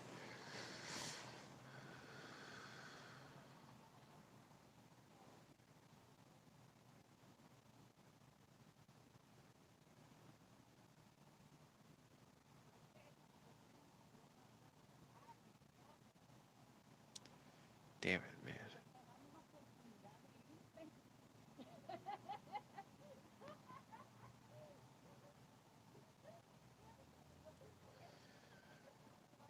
I'm trying to think, there weren't nearly as many superhero movies back then. I said Sky High. Somebody said Hitchhiker's Guide to the Galaxy. Actually, that may not have even played there. That may have played at AMC.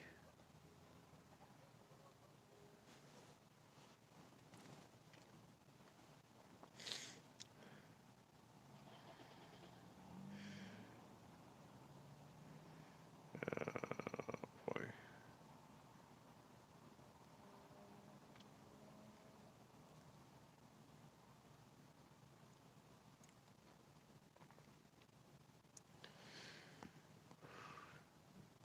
Benji off the leash? No. Oh, that's funny. You're talking about Girl Next Door. I'm trying to remember now because I remember that movie. I remember seeing the ads for it. Did that play at my theater? It may have, but we can't rule that in because I don't remember for sure.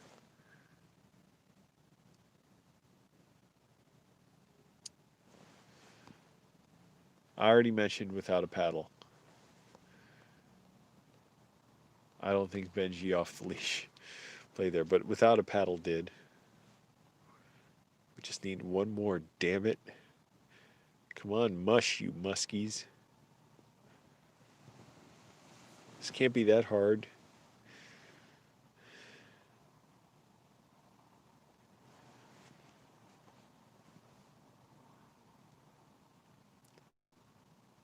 Just need one more. I said The Sound of Thunder. Uh, oh, all right, okay, here it is. The no, Super Babies 2. I don't think that played in my theater. What was that movie that was shot on digital video that did really well? It was like sort of done as a found footage movie about the I think it's like two people who go diving in the ocean and are attacked by sharks and they shot with real sharks. What was it called? Deep Water or Deep Ocean or what was it called? It was shot on digital video. It was like 2004 or 5. I think it was done as like found footage. But we got that one. I remember that distinctly even though I never saw it. I never really saw it.